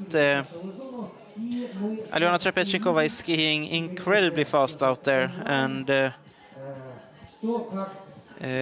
we know that either Vyatkina or Oborina, they are slow skiers, so it means also that Magdalena Olsson is making a very strong race today, but Alyona Trapechnikova have set off a pace that, at least on this stage of the race, no one will be able to follow. So around 1 minute behind when going into the arena. Magdalena Olsson, she will be on second position here.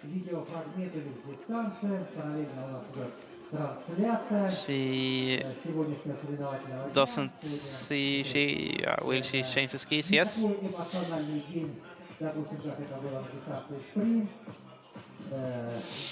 New pair of skis, hopefully with fresh and better wax on them, so they will glide even better on the next part of the course. And Edvard Khrenikov,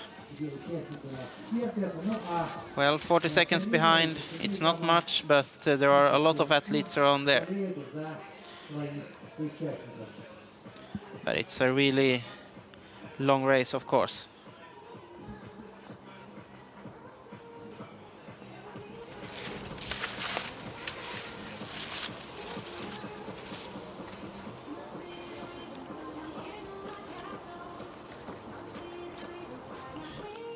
Let's compare John Schneider and Thomas Kotro. Schneider is ahead of the Finn at this point. Kotro will soon come to the TV control there on number 5, and also Erik Rost hadn't had the same pace in the beginning as John Schneider.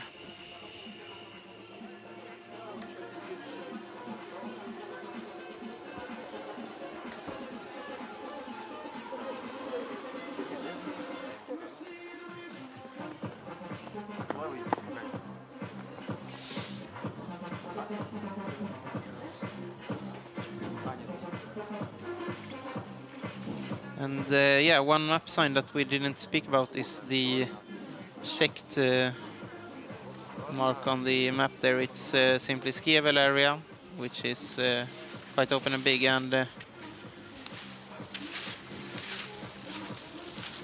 Oborina the second last time, as we get to see her before finishing.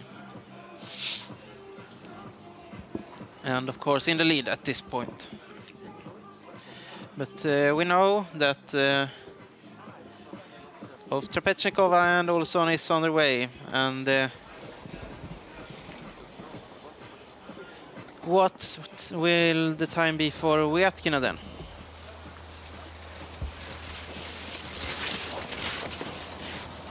And you see the weather is changing rapidly as well. A while ago it was raining, now the sun shines over the biathlon arena. And it's 10 minutes to 4 local time here in the afternoon.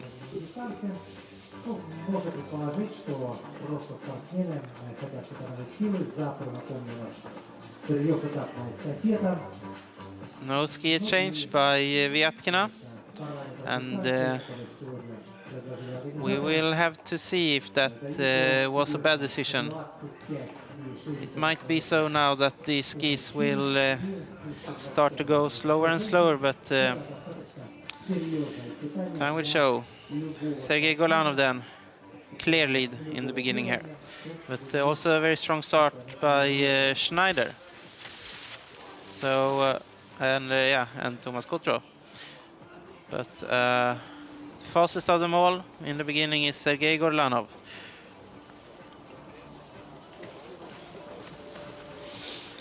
And if you compare Schneider and Rost, Schneider, who he knows is very fast in the beginning here, he's caught up by Rost at this point with the leg which was almost only skiing. So might not have that. Might have started fast, but it will be difficult to keep up this pace all the course. And it seems like almost everyone is taking this route choice, which might be a little bit difficult to spot from here, but it's you can go quite much around on to the right on wide tracks to the 8 control. Interesting to see that all the top athletes seem to think the same here and take almost similar route choices, even though they can't see what the other ones are doing. As we are just simulating this, while they are of course skiing by their own.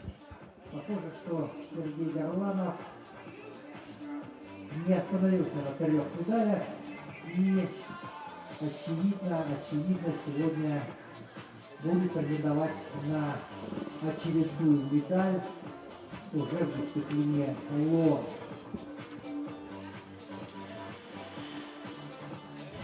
So in the beginning of the race, it looks like this. Sergey Gorlanov is 14 seconds ahead of John Schneider, Thomas Kotro, and then you can see that there are all the top 10 are within 47 seconds at this point. And it shouldn't tell too much about how this will develop later either.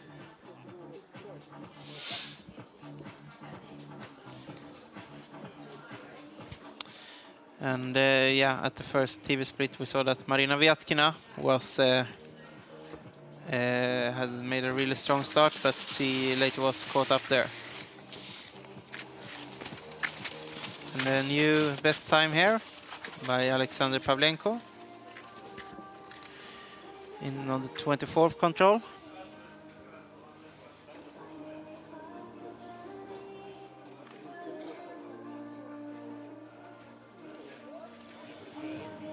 And we're following the women with live synced tracking towards Vyatkina, and look at the gap between Trapezhnikova and Olsson now. I would almost dare to say that if not any big accidents occur, then Trapezhnikova will take this gold medal. It will be interesting then to see about the bronze medals and the interesting route choices, especially watch Vyatkina there, who chooses to take the way below that bridge, which is which the start is located on. In the same time as Trapezhnikova passes on the second, on the bridge on the TV control there. And Andrey Lamov, the last starter in the men's competition, on the first time, and he's also in the fight in the beginning here. Let's see if he will be able to stand up here as well. Yes, with no broken equipment. Good to see. Then everyone have passed the first TV control. Salla Koskela.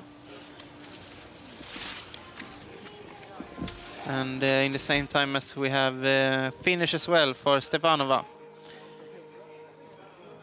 So 1 hour 49 minutes, and this is should be the calculated winning time, should be around this, so it's quite well calculated course.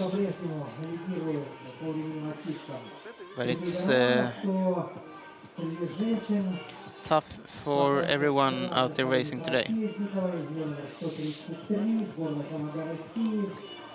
It looks good now for Magdalena Olsson for that silver medal. Oborina might be half a minute behind, but after her comes Oborina, comes Vyatkina, almost in the same time. Also Tereshova and Kodre hunting for a medal as well. And it seemed popular to take the route choice which goes under the bridge on the arena there.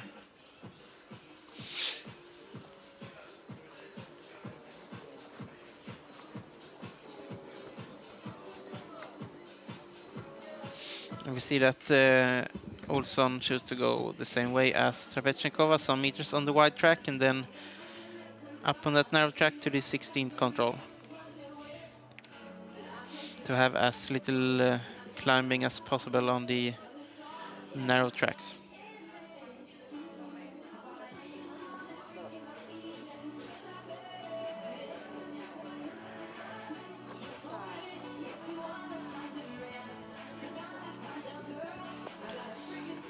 At the same time as we also see Lenka Mekhlova, who choose to go around right instead, which it's difficult to say if it's slower or not. Alexander Pavlenko passes the arena for the last time and changes skis here. Also some nutrition.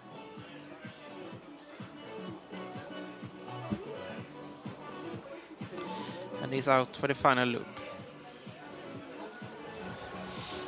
Current second position right now, Magdalena Olsson.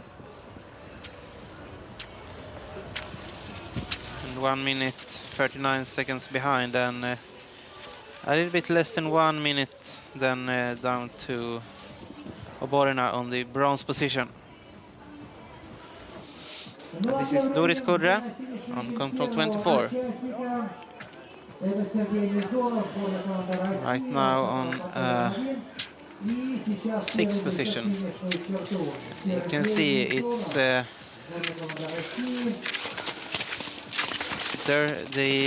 tracks are dirty of the needles from falling down from the trees, and it's also tough to ski when it's so warm outside.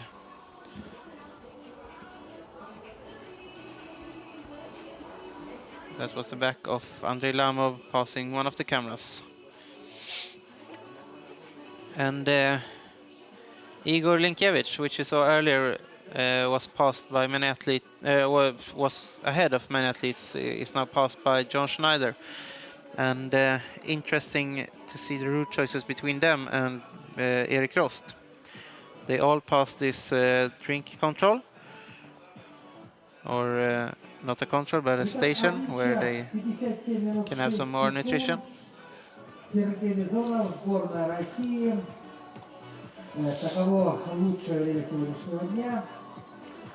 And John Schneider is starting the climb up to control number 10.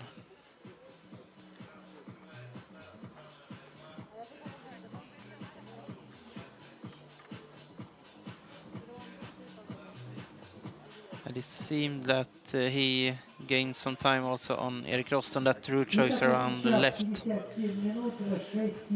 It's not some climbing there as well, but not as much as going to the south and the south right route choice there.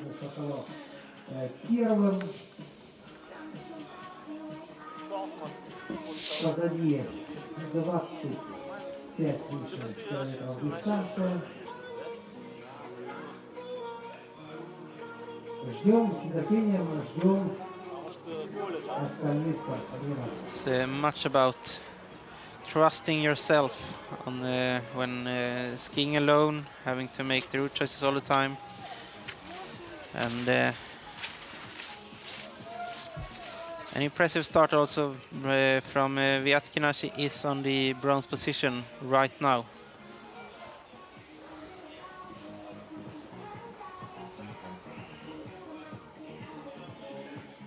So it seemed to be also a very good week for Marina Vyatkina. Darya Kosminik, almost 10 minutes behind Katerina Stefanova, but a really good experience of a tough long distance, almost being out skiing for almost 2 hours. And interesting to see 3 different route choices only on this short leg between 17 and 18.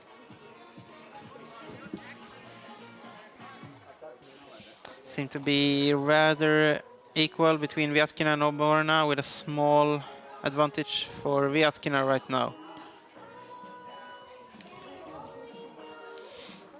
Or if Oborina actually caught up all those seconds since 17.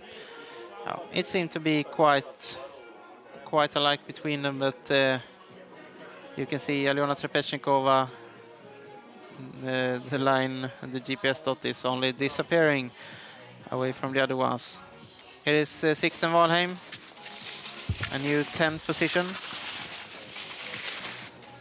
on control 24.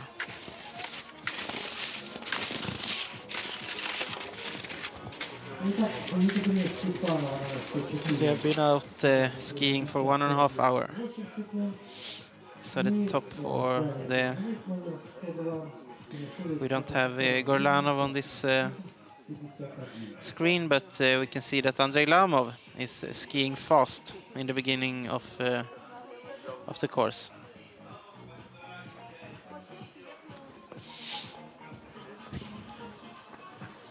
Quite equal route choices. I guess they will go around to the right here. Seems like that's yes. And yeah, still about the same pace. Lamov didn't take route choice straight to the forest there. It was rather some malfunction of the GPS. You can see the line is correcting like the other ones right now. Ski exchange for Jakub Skoda, and for the first arena passing, Marcus Lundholm now has taken a lead, and 1 minute behind is Skoda.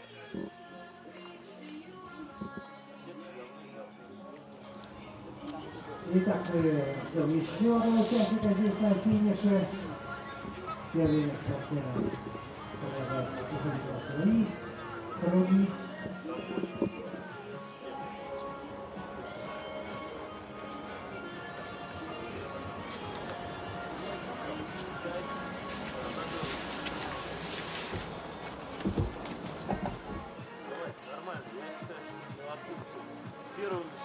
And speaking about the overall positions, Jakub Skoda is and Lundholm, they are in fight for, actually might be in fight for top 5 positions right now.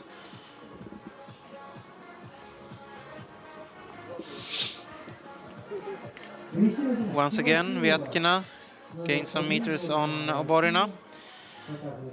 Might be because of skiing on the wide tracks, which you can see she was pushing really hard.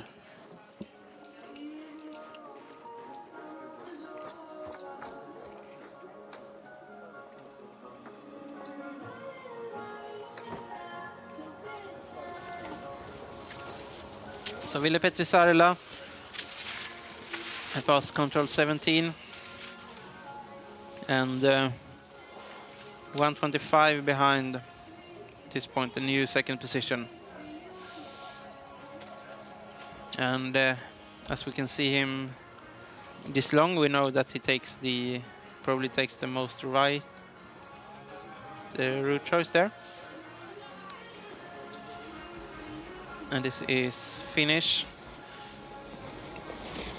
for Olesya Ryazanova from the home nation, and suddenly the arena is also covered in sun, which is nice for the spectators, but it makes it even tougher for the athletes.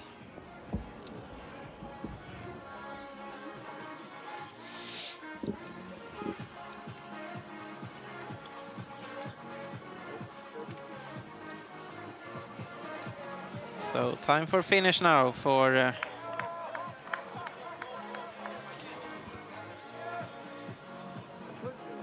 the Russian athlete.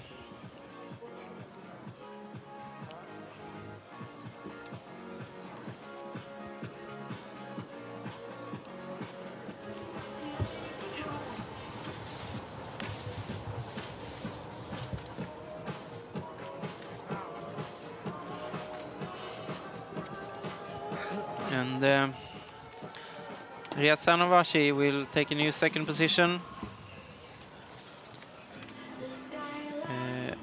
And while I'm checking that she is on the 13th position, something like that, out there in the forest, when more athletes have passed. Salakoskila still keeping it stable, but she is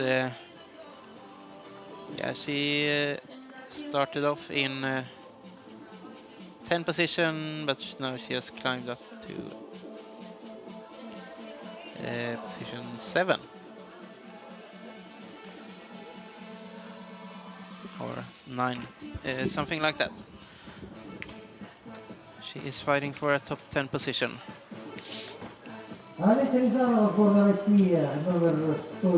And most exciting right now in the women's class is, of course, will Trapezhnikova will be able to keep away of Magdalena Olsson, and who will then take the bronze medal. Vyatkina takes a different route choice than Olsson and Trapezhnikova. Is she going around all the way out to the wide track then? We'll have to wait and see. Oborina doesn't take that route choice.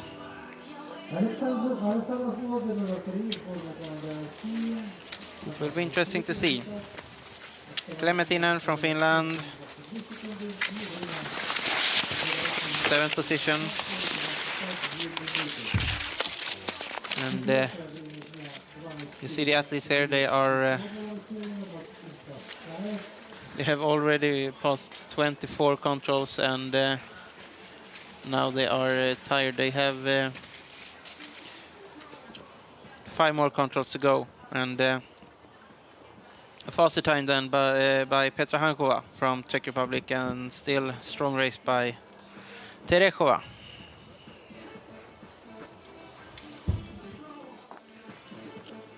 You see Ksenia Terechova, she is fighting for the top 6 positions there, so it's a really good time to count on when all the athletes appear on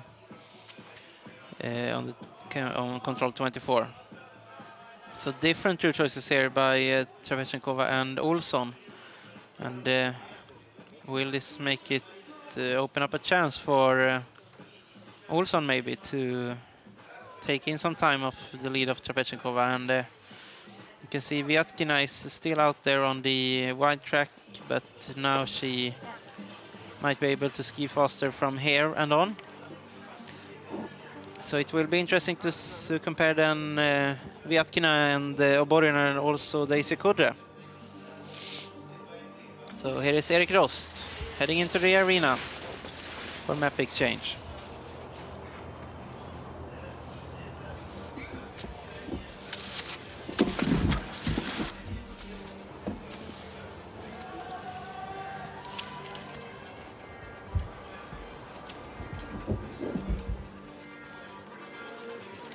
He took the bronze medal 1 year ago in Turkey. What will he be able to do today?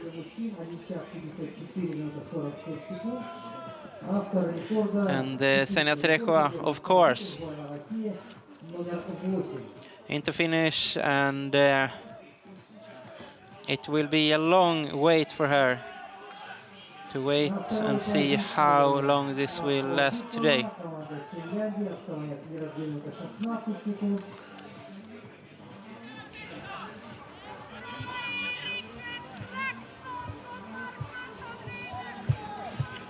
She has been strong the whole day.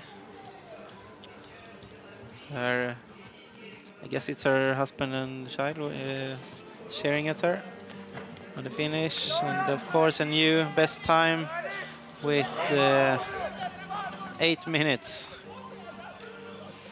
She's understandably exhausted after this race. But now it's just to rest a little bit and also to wait and see how far this will reach. About the top fight in the men's competition then, Gorlanov and Lamov, they are taking different route choices. And Lamov seems to be in better shape today than maybe the other days. Now he is in the fight up there, going to the tank control, who will be the first of Gorlanov and Lamov. Lamov will have only wide track up this hill. Hankova from Czech Republic and Meklova from Czech Republic. There were two Czech athletes next to each other in the result list right now. 1 minute behind of Tereshkova. It's a strong race. And only a few controls left for Meklova.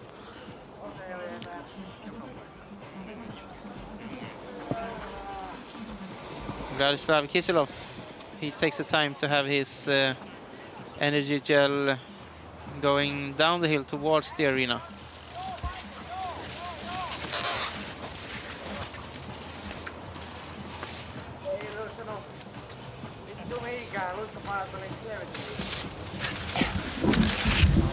But he didn't have the strongest start of a race actually, Vladislav Kiselev. He will take the lead here, but he was, for instance, on the first TV control, he was on 10 position and he was 8 position on TV. He was on 8 position on the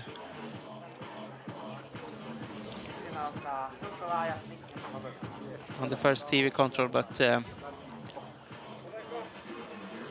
as we could also see on the GPS tracking, he is behind Lamov and Gorlanov and also some others when you compare them. But it's still a long way to go.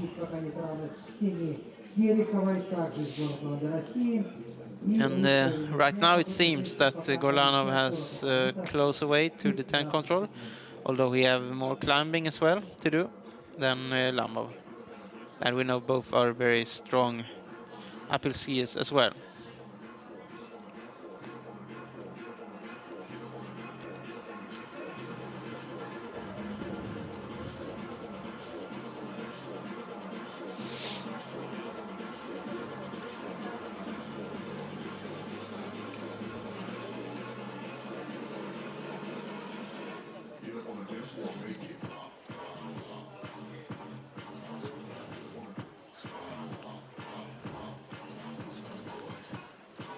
So it seemed like Andrey Lamov will be first at this point, yeah, and then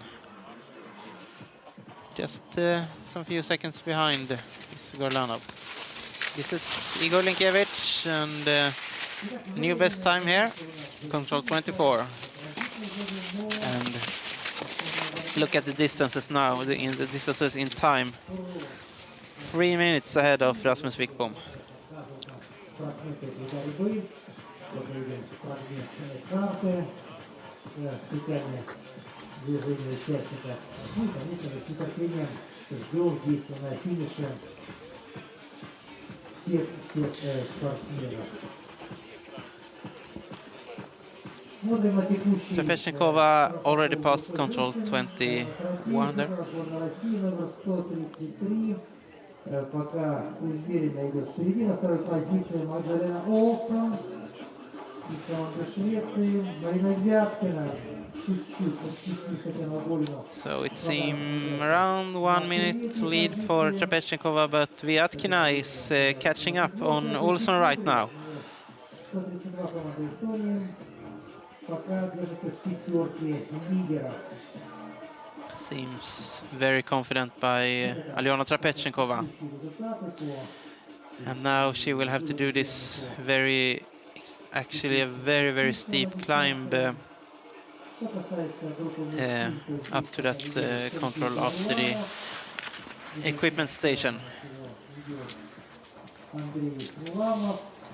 Где-то рядышком финский спортсмен Томас Контрол. Владислав Kiselev.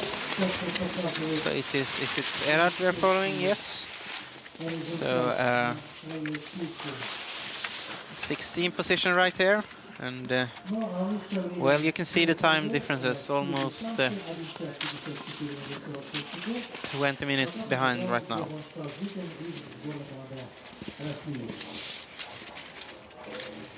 So it is for sure a challenging course.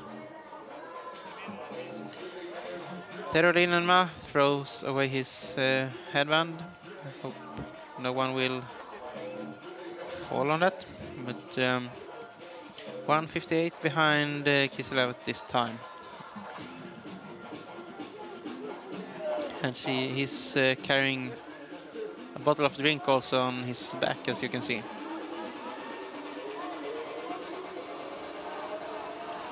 But anyway, he takes a chance to have a drink from his coach.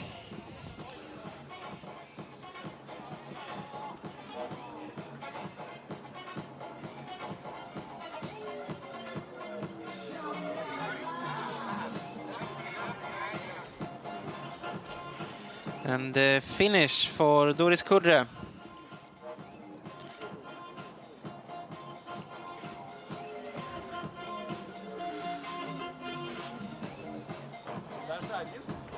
Doris Kudre from Estonia, somewhere around position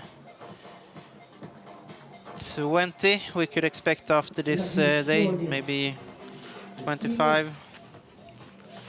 She's 23 minutes behind, and yeah, you can see from her face it was a tough day out there today. Oborina then. First challenger to Terechova at this point. A new lead, and we will see what Marina Vyatkina and Daisy Kudre can do about that. In the same time as Edvard Khrenikov is passing the arena, right now 1 minute 25 behind Kiselev.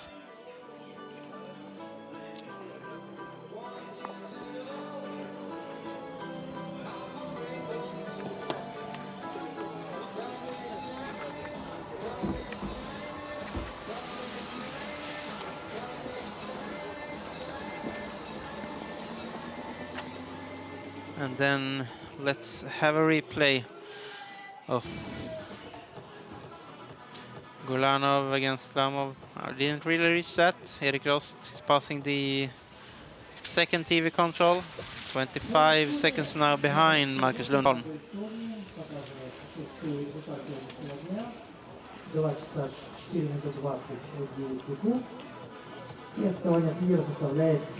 It means also that Lundholm had a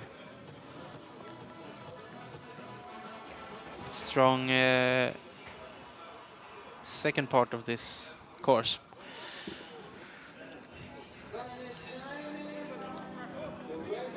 So Lamov is ahead, and what I said about Kiselov was not really true. He is only it was only on this leg that he's that far behind, but he's some few seconds behind. So here is Tomas Kotro, seem to go for ski exchange as well. 1 minute 11 seconds behind Kiselov. Итак, по группе женщин тройка лидеров не изменилась. Россия сыграла,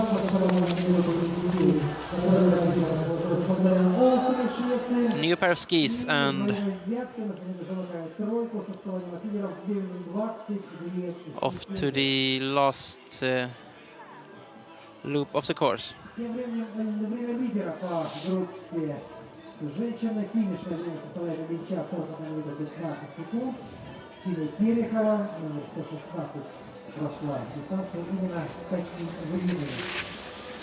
And now it starts to show the athletes are tired, and nothing strange. Everyone will get tired today. It's about who will cope with it in the best way.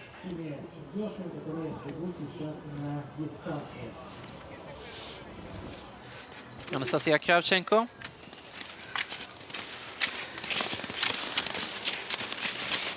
Right now on position 5.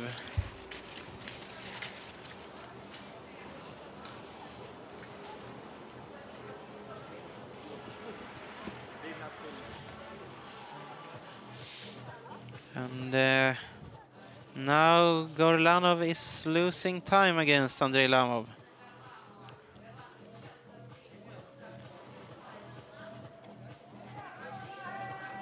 And it will also mean that we will soon have them all. Of course, Gorlanov started 1 minute behind of Tomas Kotro. So he...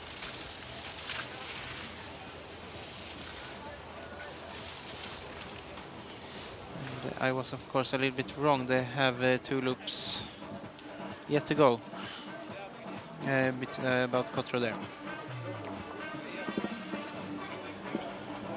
Итак, смотрим на финишный мужской протокол. Час 54:47. Никто пока не может получить время Сазыкина. Но напомню, что основной лидер может по-прежнему находится на дистанции, и время скорейшее будет. But right now seems very promising for Andrey Lamov.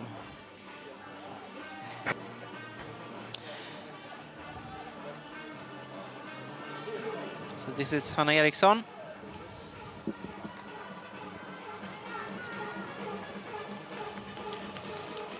She was on 16th position last time, or actually she might have a good time in the finish. Ханна Эриксон, команда Швеции, показывает лучшее время на этом минуту по группе женщин. Very strong time there, but we didn't get a punch on her or we didn't see her passing on the TV control. So we'll see what happened there. We have to wait and see.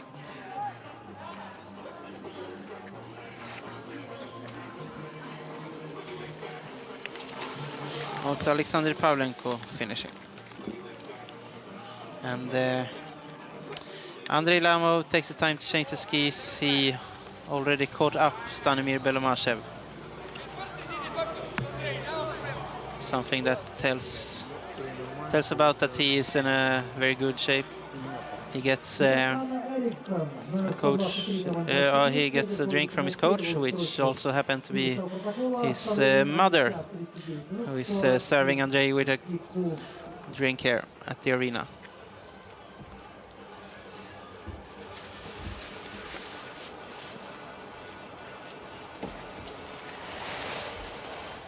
Тем временем среди мужчин Андрей Ламов, сборная команда России номер 53, выходит в лидеры по группе мужчин More finishes. Отодвигает Сергей Горlanov на вторую позицию. Petra Hankova.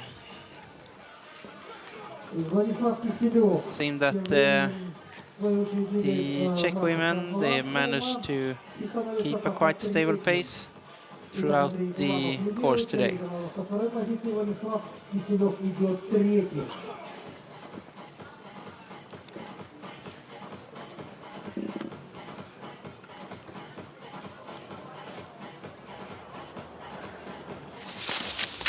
So Trapezhnikova on our last TV control before the finish.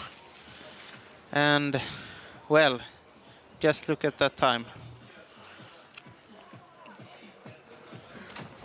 She is clearly in a very good position for a medal today. And see what happened with Vyatkina and Olsson. Vyatkina is now on the silver position.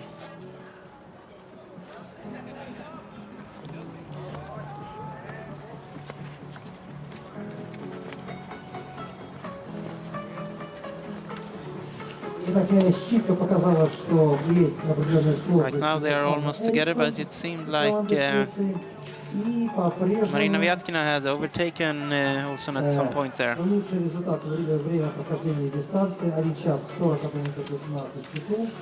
Terolin and Ma, 2 minutes, 18 seconds behind.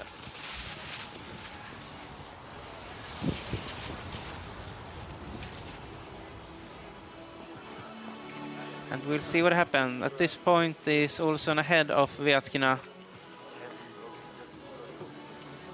They're taking the same route choices and then start this steep climb.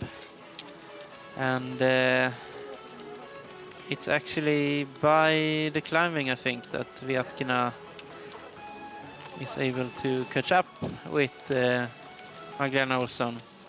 About very, very steep climbing on narrow tracks. It's really clearly an advantage to be strong in that. Edvard Krennikov then, 4th position right now, 1 minute behind of Vladislav Kiselev.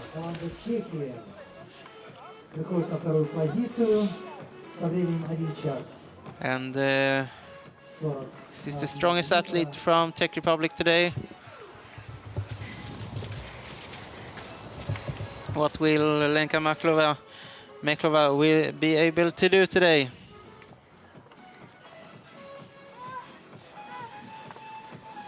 A new 3rd best time, and seems promising for maybe top 10 position for her.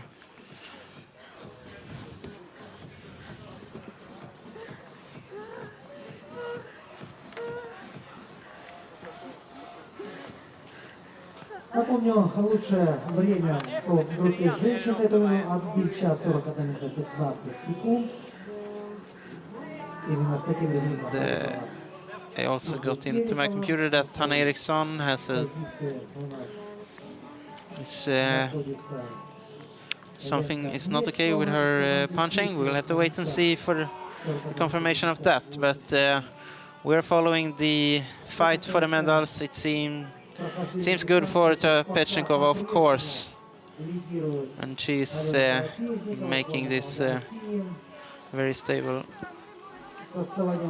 We should expect Magdalena Olsson and Vyatkina also to control 24 in any second, which is our TV control. Tatyana Oborina, также из сборной команды России. This is Linda Lindqvist. Итак, по-прежнему женщин лидирует после финиша Филипенко, сборная России на второй позиции. Which has 8th position right now, but it's she's 11 minutes behind at this point. But here comes Vyatkina. Already. Yes, and Olsson had passed there, but Marina Vyatkina, she will take the new 2nd position. She stops almost to read the map.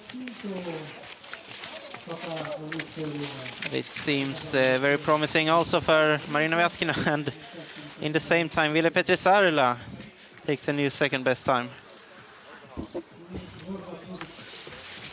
And what about Sergey Gorlanov? A lead, but not too much ahead of Vladislav Kiselev. And then we are, of course, waiting for Andrey Lamov in just a few minutes there. So Gorlanov against Lamov. Gorlanov takes this route choice under that bridge, but Lamov is still finds a way straight there, which seems quite fast. And next to the Alpine Hill, and he is clearly ahead of Gorlanov at this point, almost 1 minute. So it seems good for both for Russia, both in the women's and the men's race. In the men's race, they are right now on position 1, 2, and 3. If Kiselev and Gorlanov will be able to keep these positions.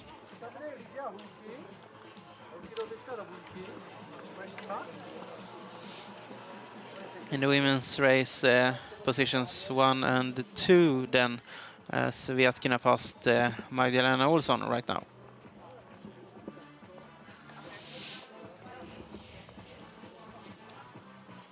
Итак, тройка лидеров после финиша на эту минуту по группе женщин.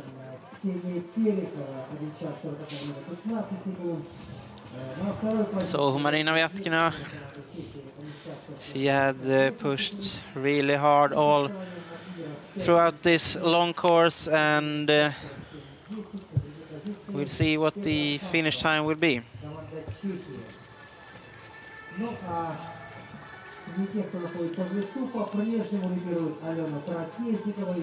But this was actually Daria Shupikova, sorry. Vyatkina has still some time to go, but 6th position right now, 11 minutes behind Ksenia Terechova.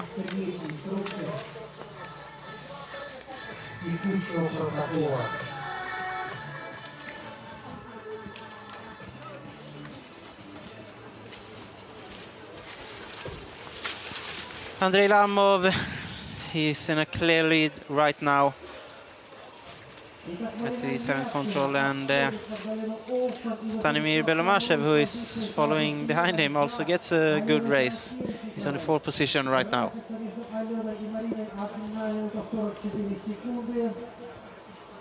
И совсем рядом находятся Магдалена Олссон из Швеции и Tatyana Oborina. So what happens between Olsson and Vyatkina and also Oborina at this point? Steep climbing on narrow tracks for all of them. And last time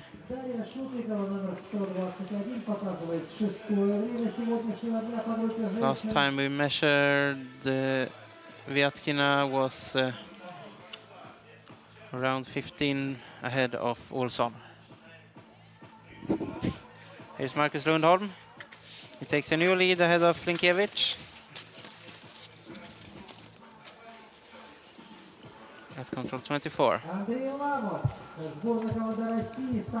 And should be finishing then in the men's class for Lukas Deininger. From Switzerland, will go into place 14. Been racing for more than 2 hours, 2 hours and 7 minutes. And he's finishing together with Wojtek Matus, who started 2 minutes ahead of him.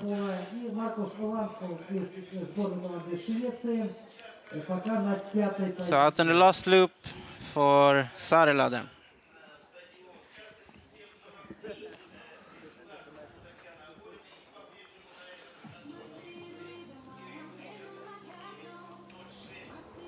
And the last loop isn't, it's actually also quite long.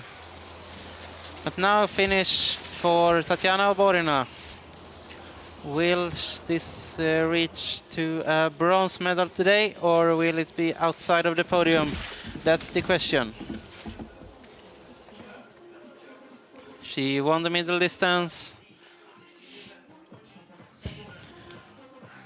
And we know that she's in good shape, but she has been a little bit behind. Everything is about how well she managed to fight in the end of this race. She seems like she still has some energy left. And also, of course, what the others will do. Tatyana Oborina going into a new lead right now, at least, ahead of Terechova. And she will have to wait and see how far that will reach. Will it reach to a medal for Tatyana Oborina from Russia?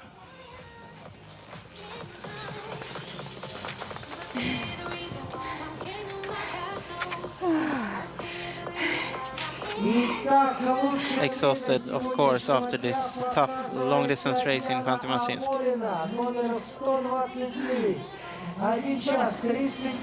Yeah. Thumbs up. She's happy with her performance. But how long will that reach today?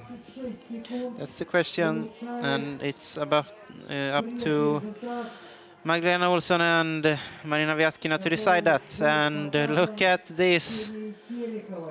They are completely equal once again.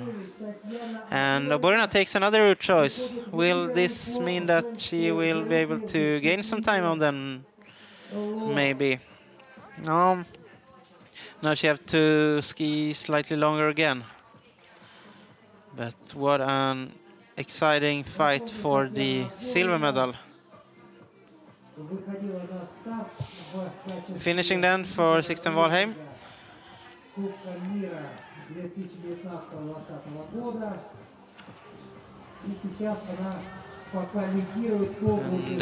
he is fighting for a somewhere top 30 position, even though he takes position 10 right now.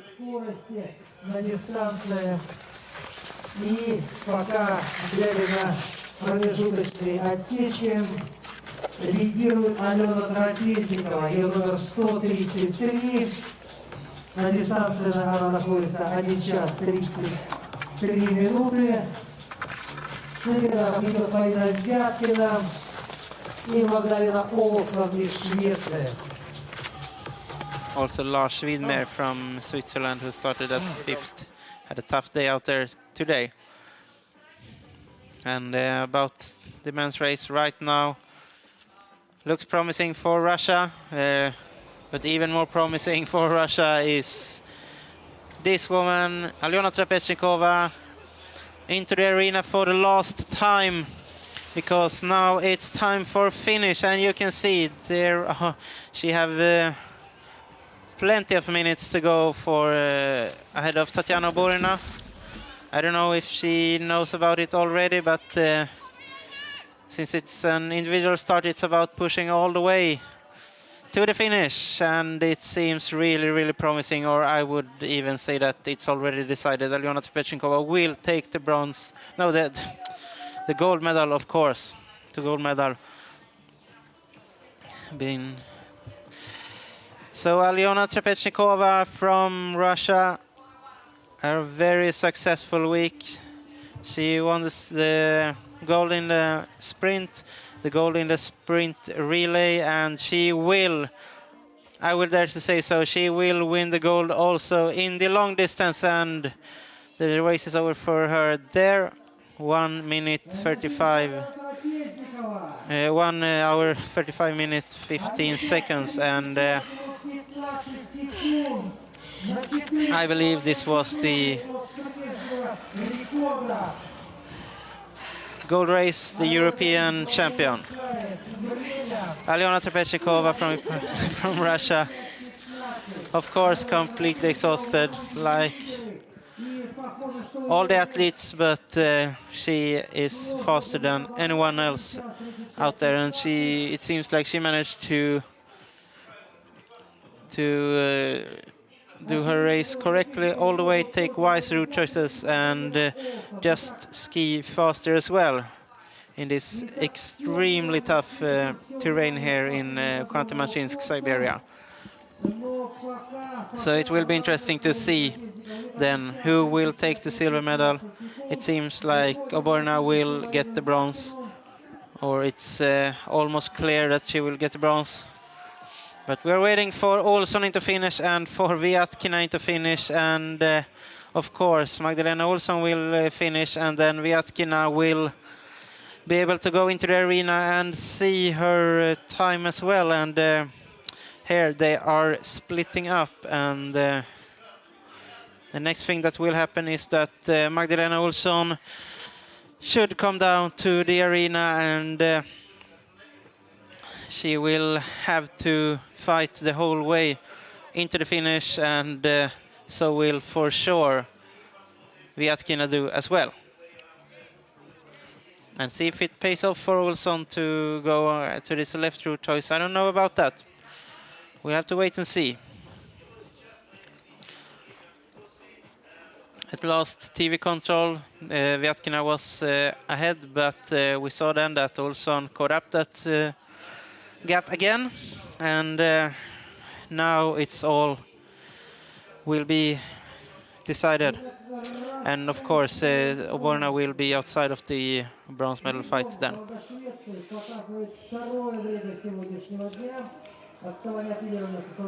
And at this point it seems very promising for Marina Vyatkina, of course.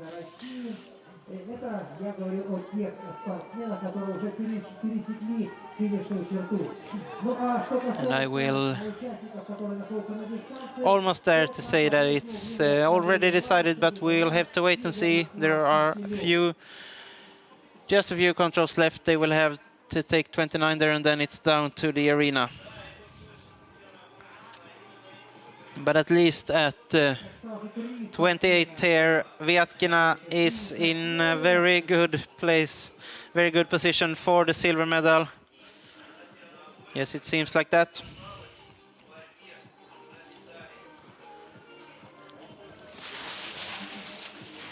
When they're in the men's class, meanwhile, Stepan Marinovsky, new 6th position on third TV control. But let's focus on the silver fight in the women's race now.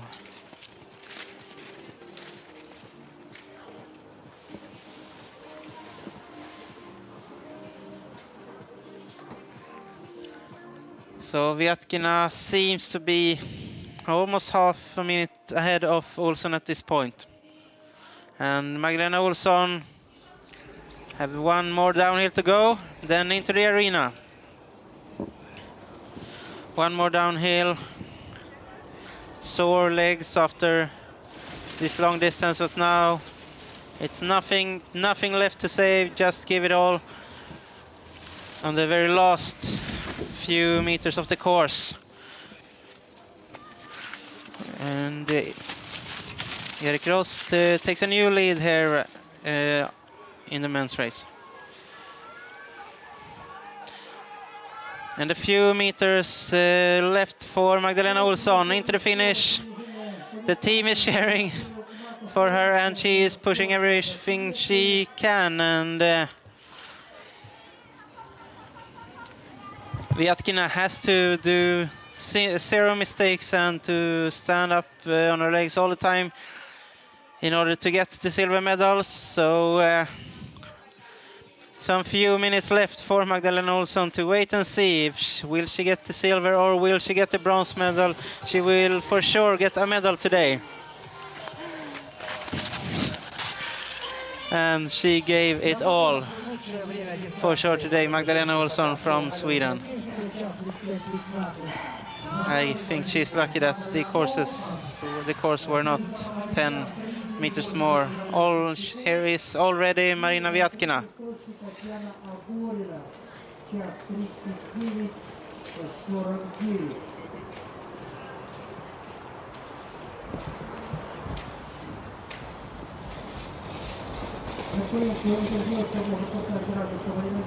And down the last hill.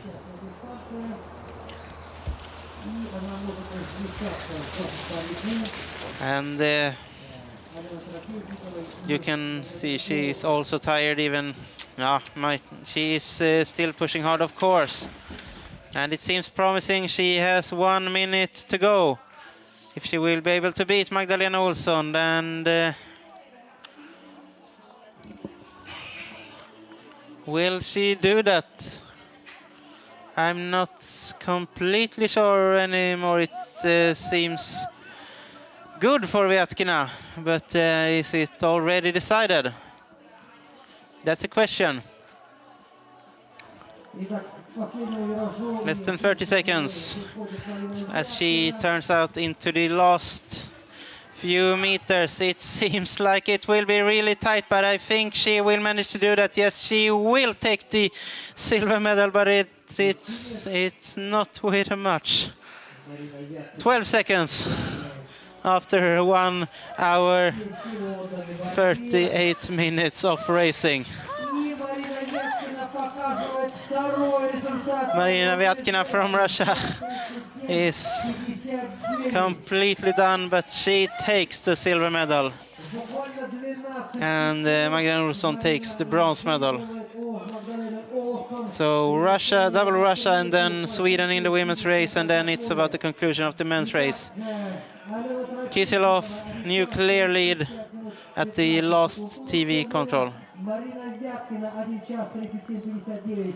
Второе место и со временем 1 час 38:11. Тройку лидеров по группе женщин замыкает Магдалена Олсson. Команда To be honest, they will actually pass the arena once more, of course. Tatyana Oborina перемещается на 4-ю строчку. But seems promising for Lamov, and look at Belomashev now. Belomashev and Lamov, last time we see them, they were skiing together, and that means that if the other ones are more than... let's take this first. The European Championships in the women's class is won by Alyona Trepechnikova ahead of Marina Vyatkina, Magdalena Olsson, 4th position, Tatyana Oborina, 5th to Russia, and surprising 6th position to Czech Republic as well, and 7th to Estonia and Daisy Kudra. Lenka Maklova there on 6th position.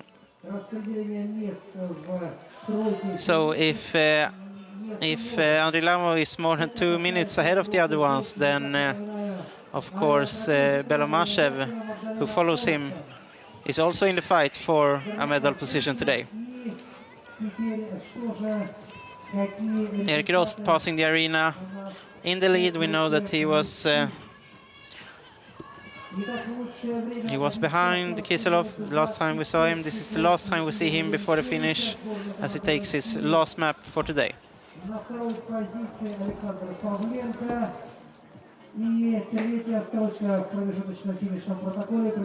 We have this very steep climb up to control number 22. That's why Lamov's tail there on the GPS is stopping up a little bit.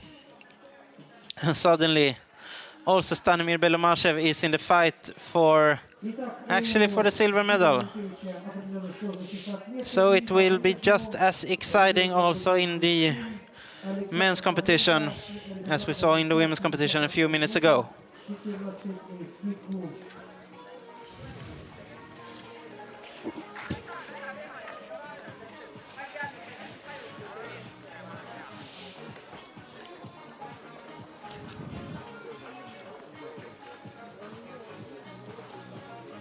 And as we know that Lamov and Belomashev might be skiing together, they will be able to do the orienteering together as well and to help each other. And I can honestly say, first we have Kiselev for the last map exchange, and then he will have a new lead.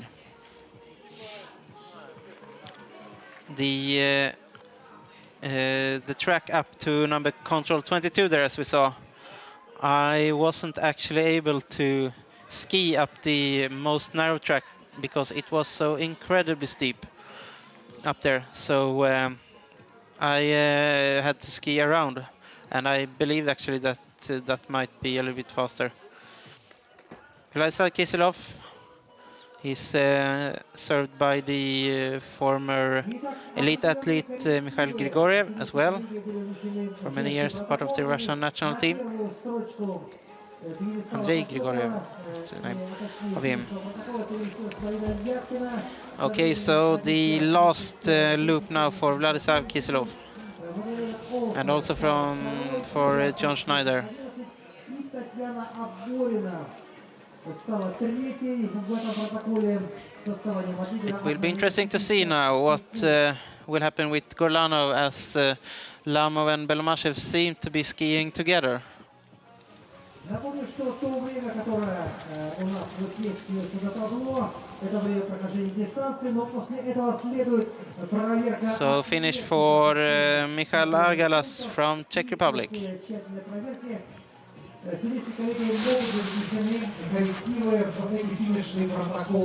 And I wonder if it was Kirara Homa from Japan as well in the women's class. Happy to see that she also managed to do the entire course today. It was an extreme challenge for the less experienced athletes.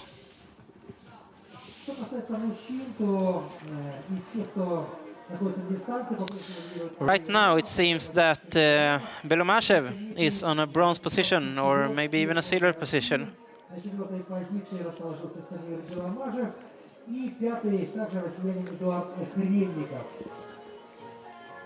тех спортсменов, которые успешно пересекли финишную черту и у них не возникло сложности с отметкой, по-прежнему лидирует россиянин Александр Павленко. Stable orienteering still by Andrey Lamov, and he takes a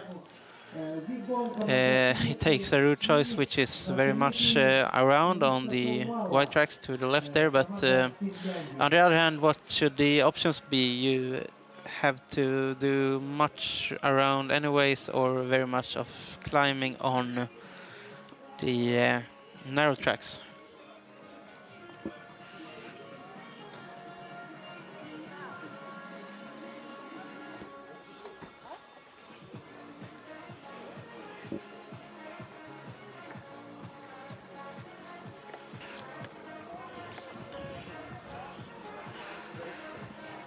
So now it's quite easy skiing for Andrey Lamov into the map exchange. So Gorlanov takes a new lead here, and then he is 47 ahead of his teammate Kiselev. And yeah, he has to not ski entirely alone with his ski with Thomas Kotro, but then, of course, Stanimir Belomashev can ski together with Andrey Lamov, who might have a faster pace as well. So it's a tough fight right now for Sergey Gorlanov about the medals together with Stanimir Belomashev. And on the same time, we also get information that right now there should be one control missing for Alyona Trapechnikova. We have to wait to get that finally confirmed, but that would mean that Marina Vyatkina would take the victory ahead of Magdalena Olsson and Tatyana Oborina, but as I said, we'll wait and see for that. And we'll focus on the competition in the men's race. Sergey Gorlanov seemed to be skiing very fast at this point of the race compared to Lamov and Belomashev. And Koskela finishing. This is Isabel Salén, but Sala Koskela is 2 minutes faster. So Isabel Salén is in the 7th position, but Sala Koskela is ahead of her.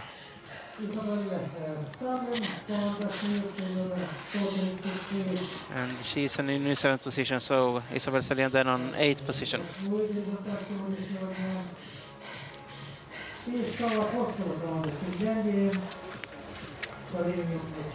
So it can be like this in the long distance competition, that one athlete does some less good route choices and then the other one catches. You will see about Trapechnikova. It says that she didn't have a punch on the 25, but we can clearly see on the GPS that she have passed there. So it might be a subject for discussion.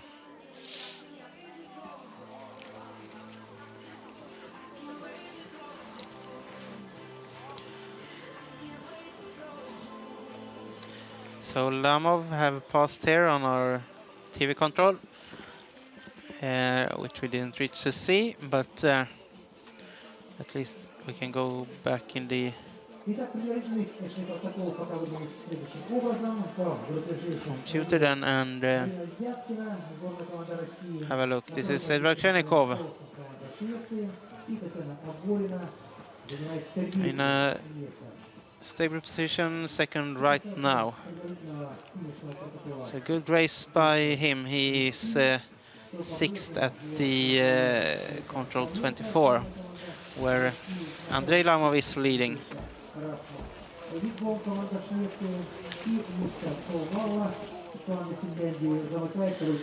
And the lead of Lamov right now ahead of Sergey Gorlanov is 1 minute and 38 seconds. As Gorlanov is passing the arena for the last time.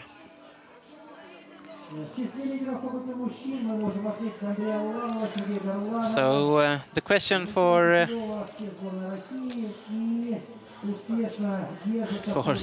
Sergey Gorlanov then is will he be able to take this second position, or will it be a bronze medal?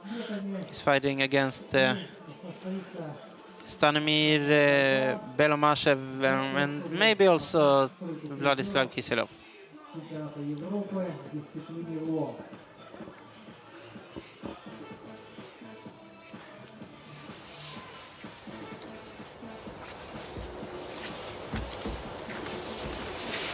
So now we will see if even Sergey Gorlanov can be tired. On the middle distance, it didn't really seem so. But in the end, he might also be human. He is, as you can see, maybe half a minute ahead of Belomashev at this point. As the tail now is 20 seconds. And then Lamov and Belomashev should also show up on the arena for the last map exchange.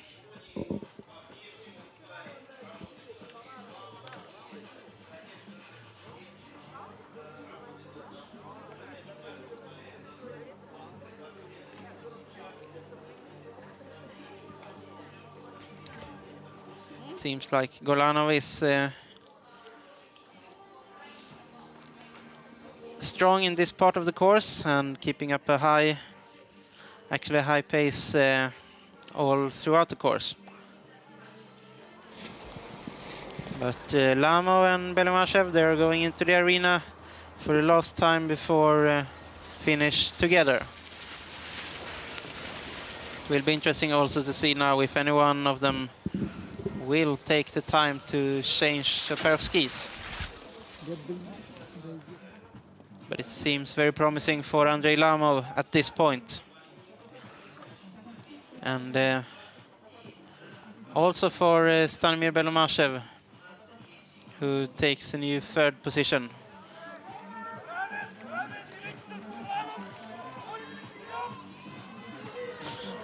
And quite interestingly enough, says something about ski orienteering that Lamov has his mother and Stanimir has his father as the coaches on the arena, serving them with drinks in the fight for a World Cup victory and the European Championships victory And some troubles for Lamov there with the map exchange. He goes some meters too far.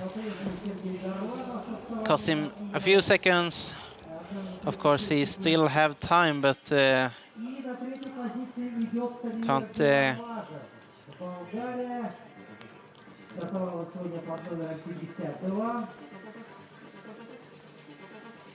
Vladislav Kiselev показывает пока четвертый результат.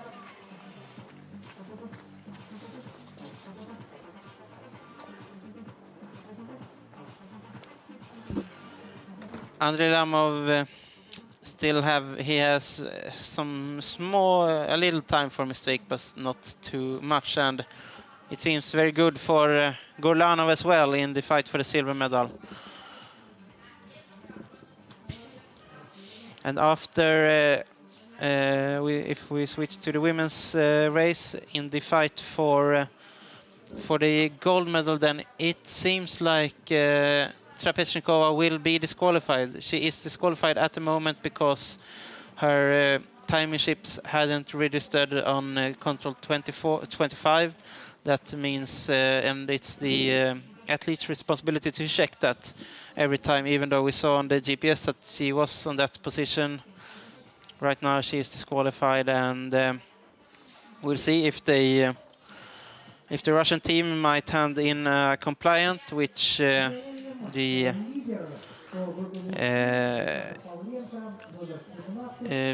leading board of the event will have to decide about. We will see what happens then, but right now it's a gold medal for Marina Vyatkina, silver for Magdalena Olsson, and a bronze for Tatyana Oborina.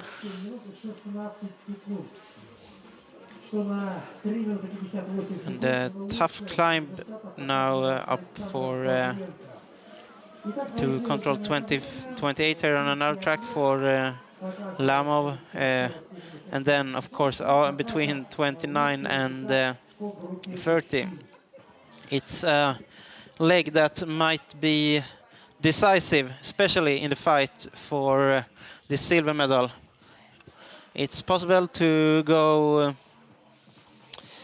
It's possible to go 3 different route choices, even though my bet is that they will choose between the most what is it, southern or the one in between. Here is Marcus Lundholm,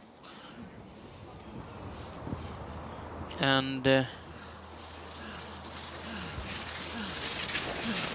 can hear on his breathing that he's tired, but now it's only some few meters left to the finish. And it's a good time for him. And it will be interesting to see how far this will reach today. He will beat Ville Petrisarela for sure.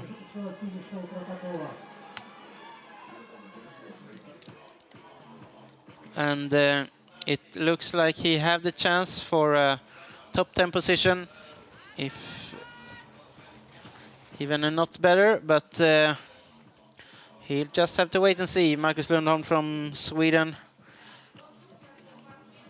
bronze medalist earlier in the week, and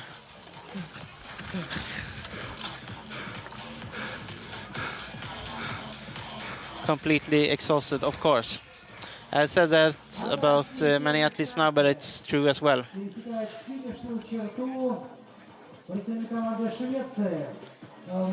So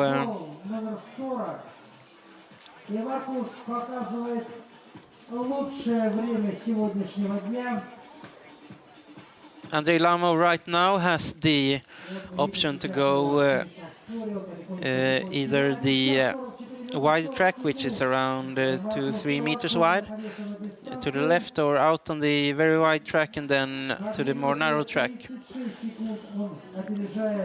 I think he will take the left track there.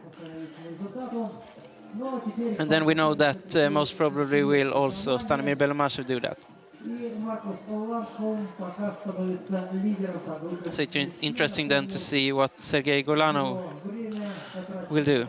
And You might be curious why there aren't no tracks on the black road there, and that's because in ski orienteering, black roads shown on the map without any more warnings or any other symbols are considered good for skiing as well. It might be only a scraped road, but it should be convenient for skiing. In the meantime, Vitalijus Petrulis from Lithuania is finally, I think he thinks, into finish on a position 20 right now.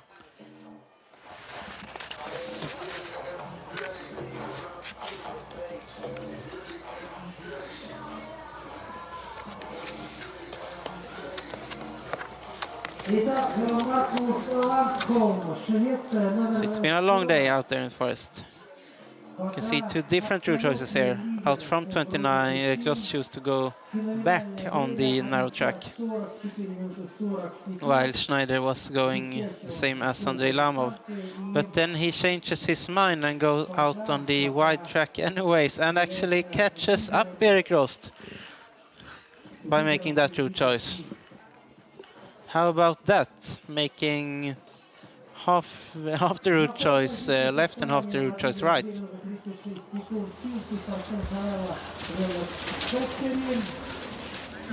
Jakub Skoda from Czech Republic has only some few meters left.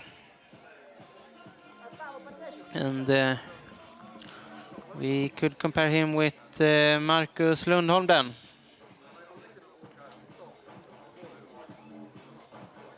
Or he will actually be behind, but how far will this reach today? Will it be a top 10 position?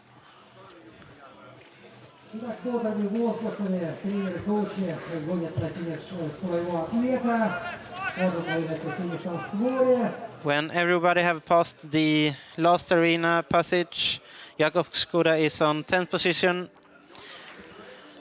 and he finished as second right now.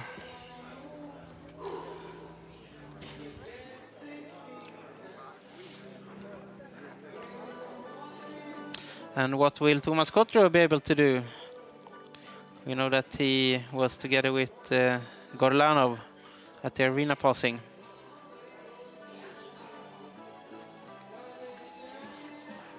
So at control 29 he was more than a minute behind, but now he caught up all that distance towards Kiselev. Tells something about that the narrow track might be much faster, especially when going all the way up there to the biathlon track.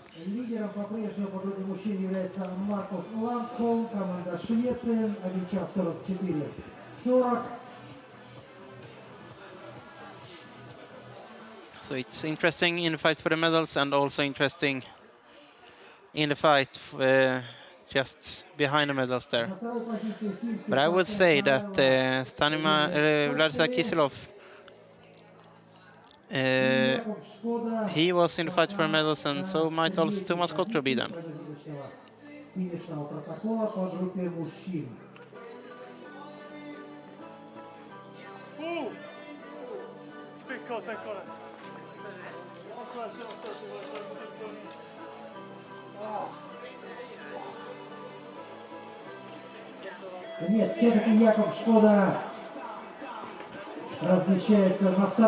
So Kotro is actually ahead of Kiselev at this time, at this point, which would put him on position 4 suddenly, after being actually as far down as on 10th position on the previous loop. Now he's suddenly on 4th position. It means that very much can happen in ski orienteering. This is the biggest surprise on the sprint relay, Matis from Estonia. He took a bronze medal together with Daisy Kudre then.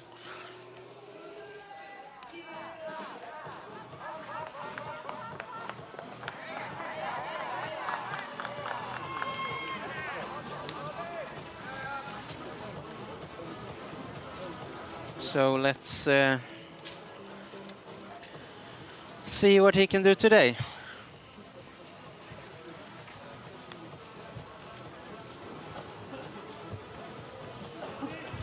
Yama was on something like a position around 15 after everybody had passed, but he'll have to wait and see. He has definitely taken some leaps in his development this season. And look at this. It's also a fight for the gold medal right now. Andrey Lamov had 1.5 minute lead and he lost everything. So will it be even one more gold medal for Sergey Gorlanov? That's about to be decided. Stepan Marinovsky fighting for a top 10 position. It will be difficult to reach that today, I think. Rather top 15.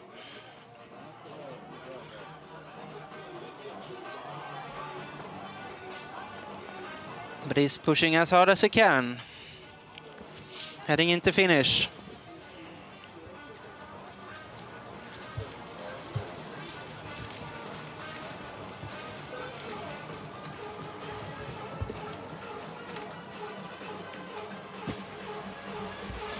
Third position right now, and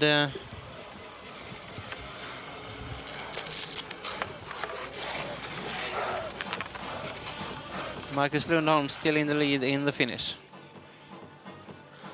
And watch Andrey Lamov here. First he takes this uphill, which seems fast on the map, but is it really that fast in reality? Doesn't seem like that. And then he goes, actually takes more of a shortcut there and takes the narrow track instead, and he gains some time on that. So still advantage of Lamov right now as Erik Rost is finishing. And he is fighting with Marcus Lundholm about being the best Swedish skier today.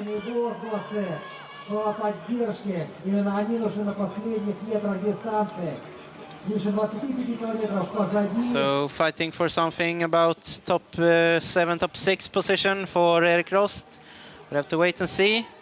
But he will take the lead away from Marcus Lundholm. So the strongest Swedish skier today is Erik Rost. На финише Эрик Рост, команда Швеции. И он улучшает. Also Dmitry Kolomeyets from Kazakhstan could have some advantage of following Rost there.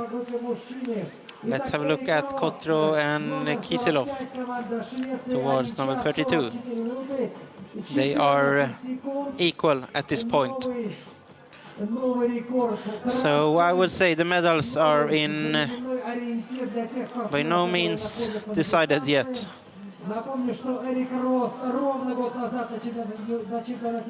And it does also mean that we should have Vladislav Kiselev in to finish in a short amount of time. Here is the last downhill.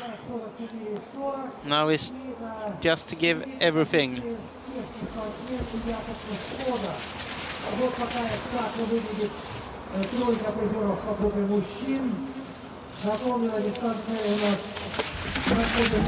He had a quick check there, so no one was behind, and then checked so that the timing ship registers, and he will take the lead away, but will it lead to a medal today for Vladislav Kiselev? You still have to cross the arena here in Khanty-Mansiysk, and then one more turn to go. What time will Vladislav Kiselev get, and will it be enough for a medal today? That's the question. He will take a lead by 2 minutes ahead of Erik Rost. But the real question is what happens behind. What can Tomas Kotra do? What will Stanimir Belomashev do? Also new third best time by John Schneider. And he is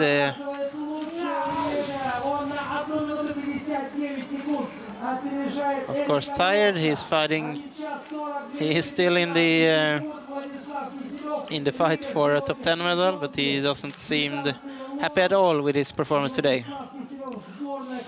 And seems good for Belomashev now, or seems good for Gorlanov, I should say, also for Belomashev.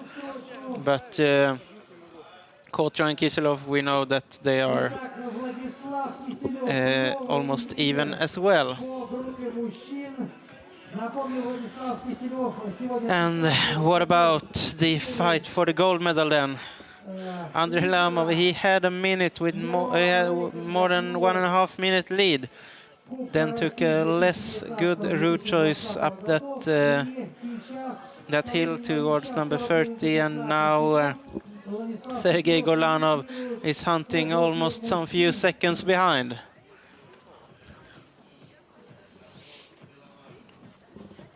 So it's very much a question about, of course, taking the controls right now and then also pushing as hard as you can all the way. The 3 last controls. Я умирал, руки свело. Вообще разгибаюсь и все, согнуть не могу.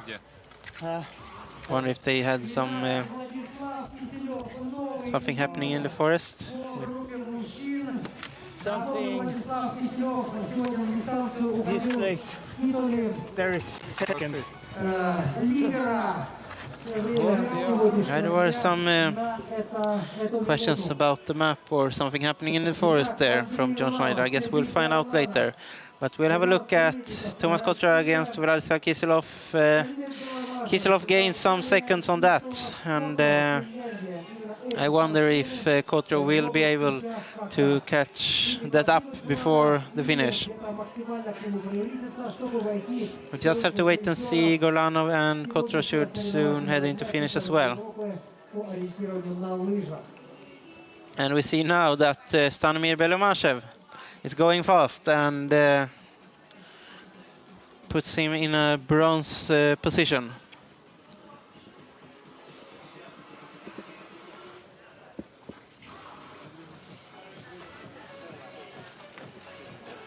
Unfortunately, we had some troubles with Andrey Lamov's GPS tracker device throughout the day. So we'll just have to wait and see. Я смотрю на текущие отсечки.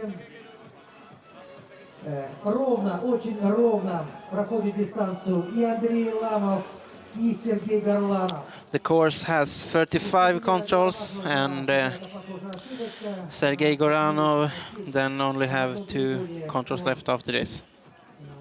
Показал 14-й результат. Эдуард Хренников ровно проходил дистанцию за исключением первых 2 отсечек. We should also soon be expecting Sergey Gorlanov to the finish, and we know that him and Tomas Kotra were skiing together. Владислава Киселева, у которого пока лучшее время сегодняшнего дня, он очень точно и безупречно шел по дистанции примерно 3-4, а ошибок у него не было. And it gets even more exciting not to know if Lamov is ahead or together or behind with Gorlanov at this point. Он уже отстает от лидера. Но Андрей Ламов, Сергей Горlanov. We'll only have to wait and see, and Еще могут опередить Владислава Киселева. Gorlanov is on the way to the finish. This is Alyona Trapechnikova, who is still marked as disqualified in the women's class. But here is Sergey Gorlanov. Will it be a silver or will it be a gold medal? That's the question. For Sergey Gorlanov, he already have 2 individual gold medals.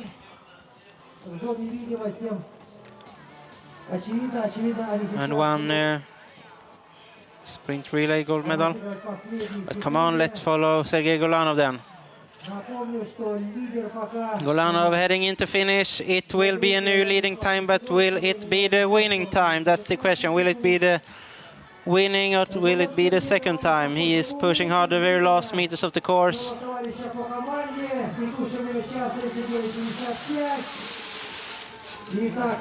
And also Krenikov goes into a new third best. He won't be top 3, but Sergey Gorlanov, how far will it reach? Will it be a gold or will it be a silver today? This is Tomas Kochor. It's the same question, but will he get the bronze or will he get the 4th position?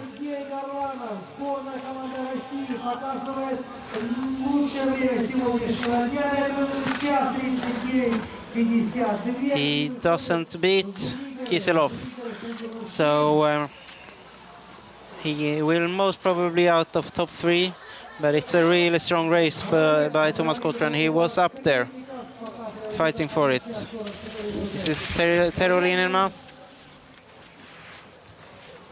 He won't be in top 10 fight today, but he's fighting the last way into the finish.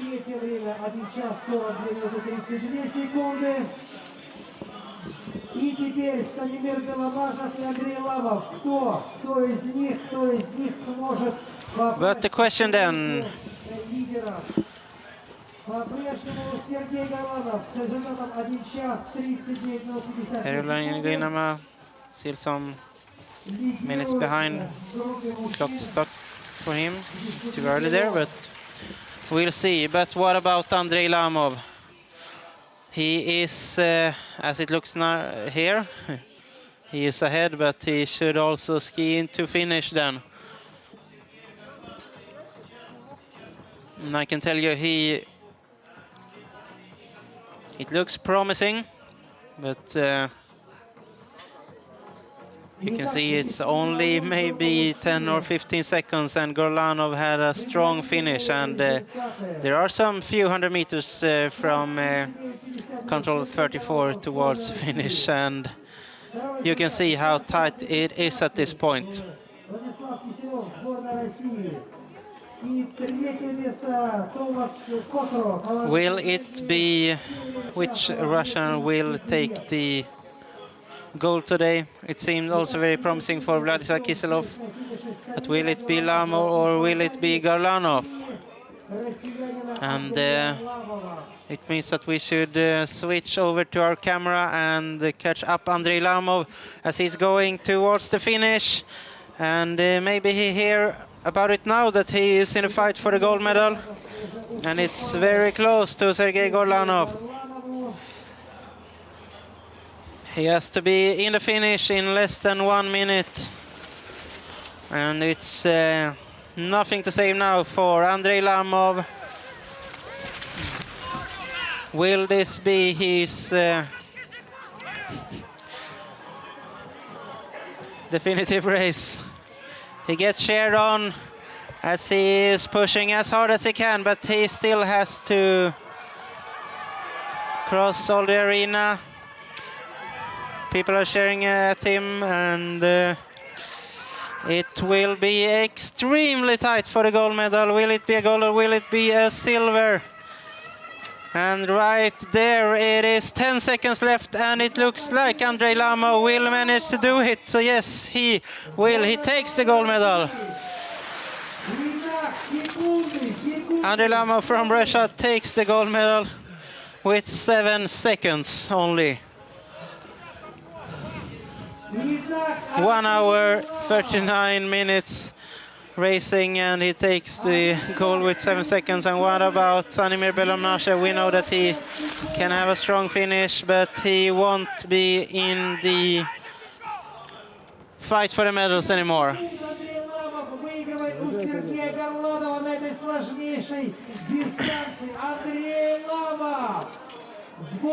He's still fighting against Edvard Krenikov, and he will probably be able to take that. But let us see the clock then. So the time is out for Thomas Kotro. Belomashev didn't manage to follow the winner Lamov, but he will be managed to take the 5th position. Stanimir Belomashev.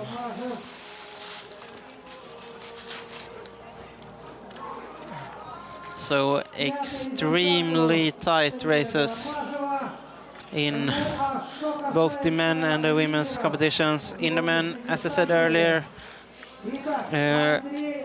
right now Alyona Trapechnikova is disqualified, which means that Marina Vyatkina takes the win, and in the men's race Andrey Lamov with only 6 seconds ahead of Sergey Gorlanov. It seemed clear going out on the last leg, and then Gorlanov caught him up, but in the end Andrey Lamov managed to take the victory in both long distance races this season, which I just guess before the whole World Cup is counted that Lamov also will win, or it might be Gorlanov. I wouldn't take that for sure, but an extremely tight race that we saw today.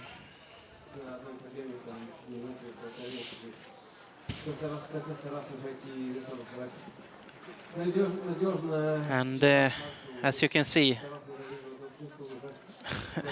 you can be 30 minutes behind and be at top 30 on this extremely tough long distance race.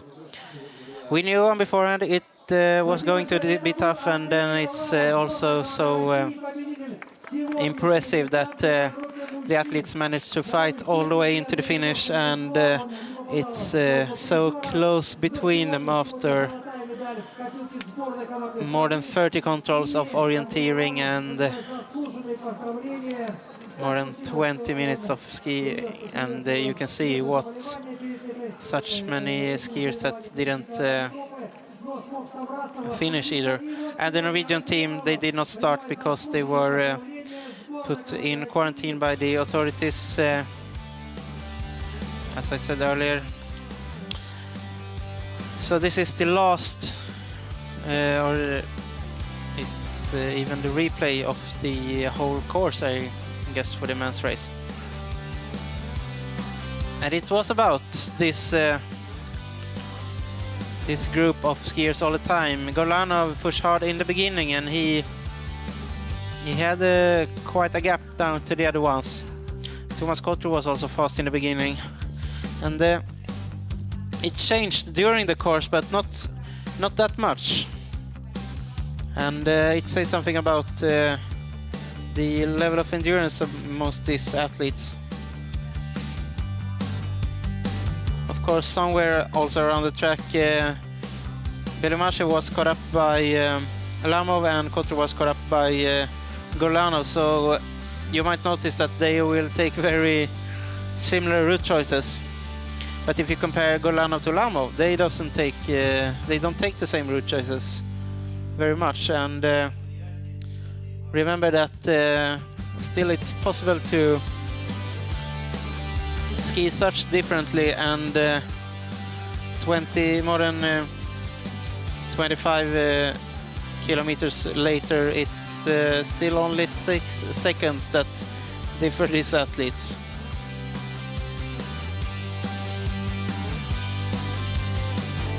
And it's more or less orienteering all the time, at least until you get to the second last control, when it's down this hill and into the arena, which I've seen some few times today.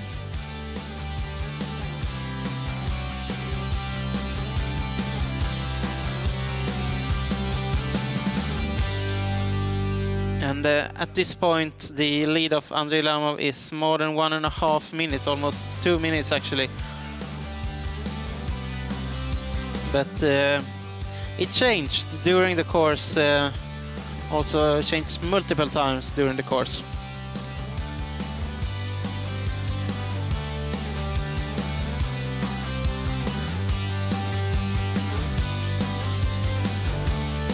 And at this point, it's also a fight for the silver medal with Gorlanov, with Belmashev, and with Kiselev.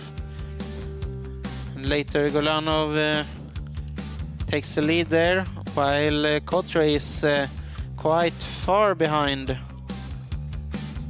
the medal positions. He will get closer, as you will see going out there on the last loop, the third loop as well. And this leg between 29 and 20 and 30, that was where Gorlanov took in all Lamov's lead actually. Up this hill, the fastest was to take the narrow track and first to take the black road up there and then the narrow track, and then they're together again.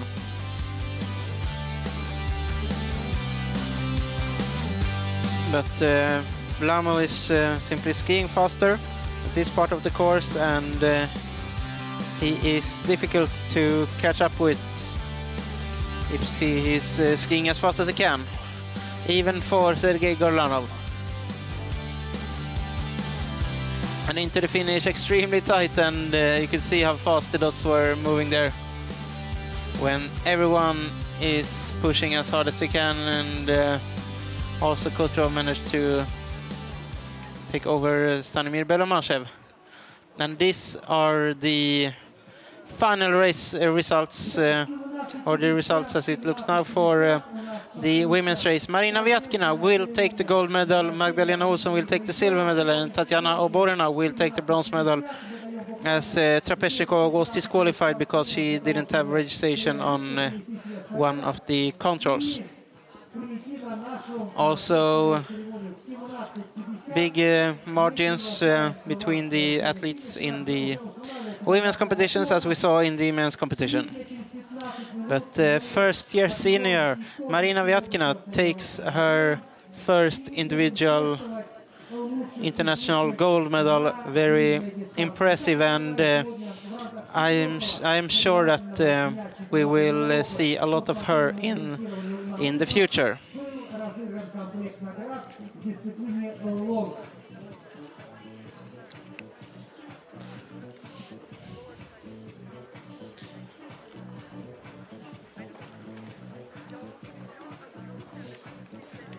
And also happy to see that it was actually one did not finish, and three disqualified, most probably because of mispunch. At least Alyona Trapezhnikova and Hanna Eriksson, and I guess also Hibiki Sano is among them.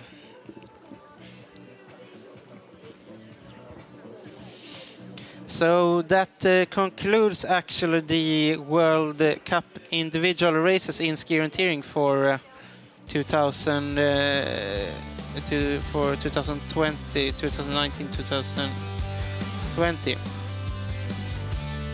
So this is the replay of the women's course,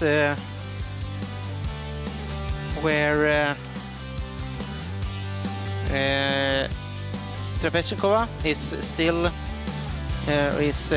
taken away from the GPS tracking, and of course that makes it even more exciting, the fight for the gold medal. as you see that Vyatkina and Olsson, they are so close together, and remember, they are not skiing together, they just have the same time, and they are taking almost identical route choices, mostly. Some differences, but it usually compensates actually that when Olsson takes one good route choice, Vyatkina takes a better one the next time. At this point, they take completely different route choices, and Olsson is, for example, ahead of Vyatkina. And then apart with more skiing, Vyatkina is catching up a bit, even though Olsson is almost 1 minute ahead here. But once again, it's route choices that matters.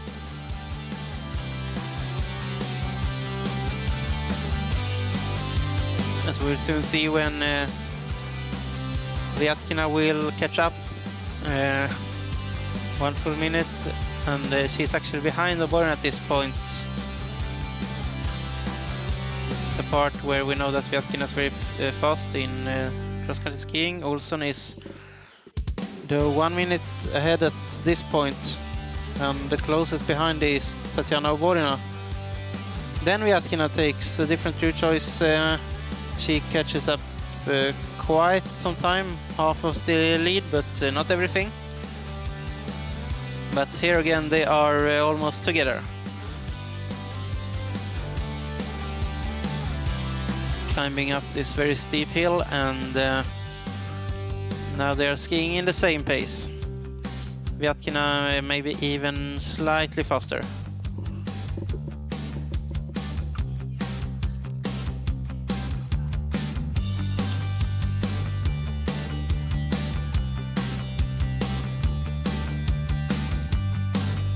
Very last part of the course, it's still about making route choices, and they are taking different route choices even on this shorter leg, and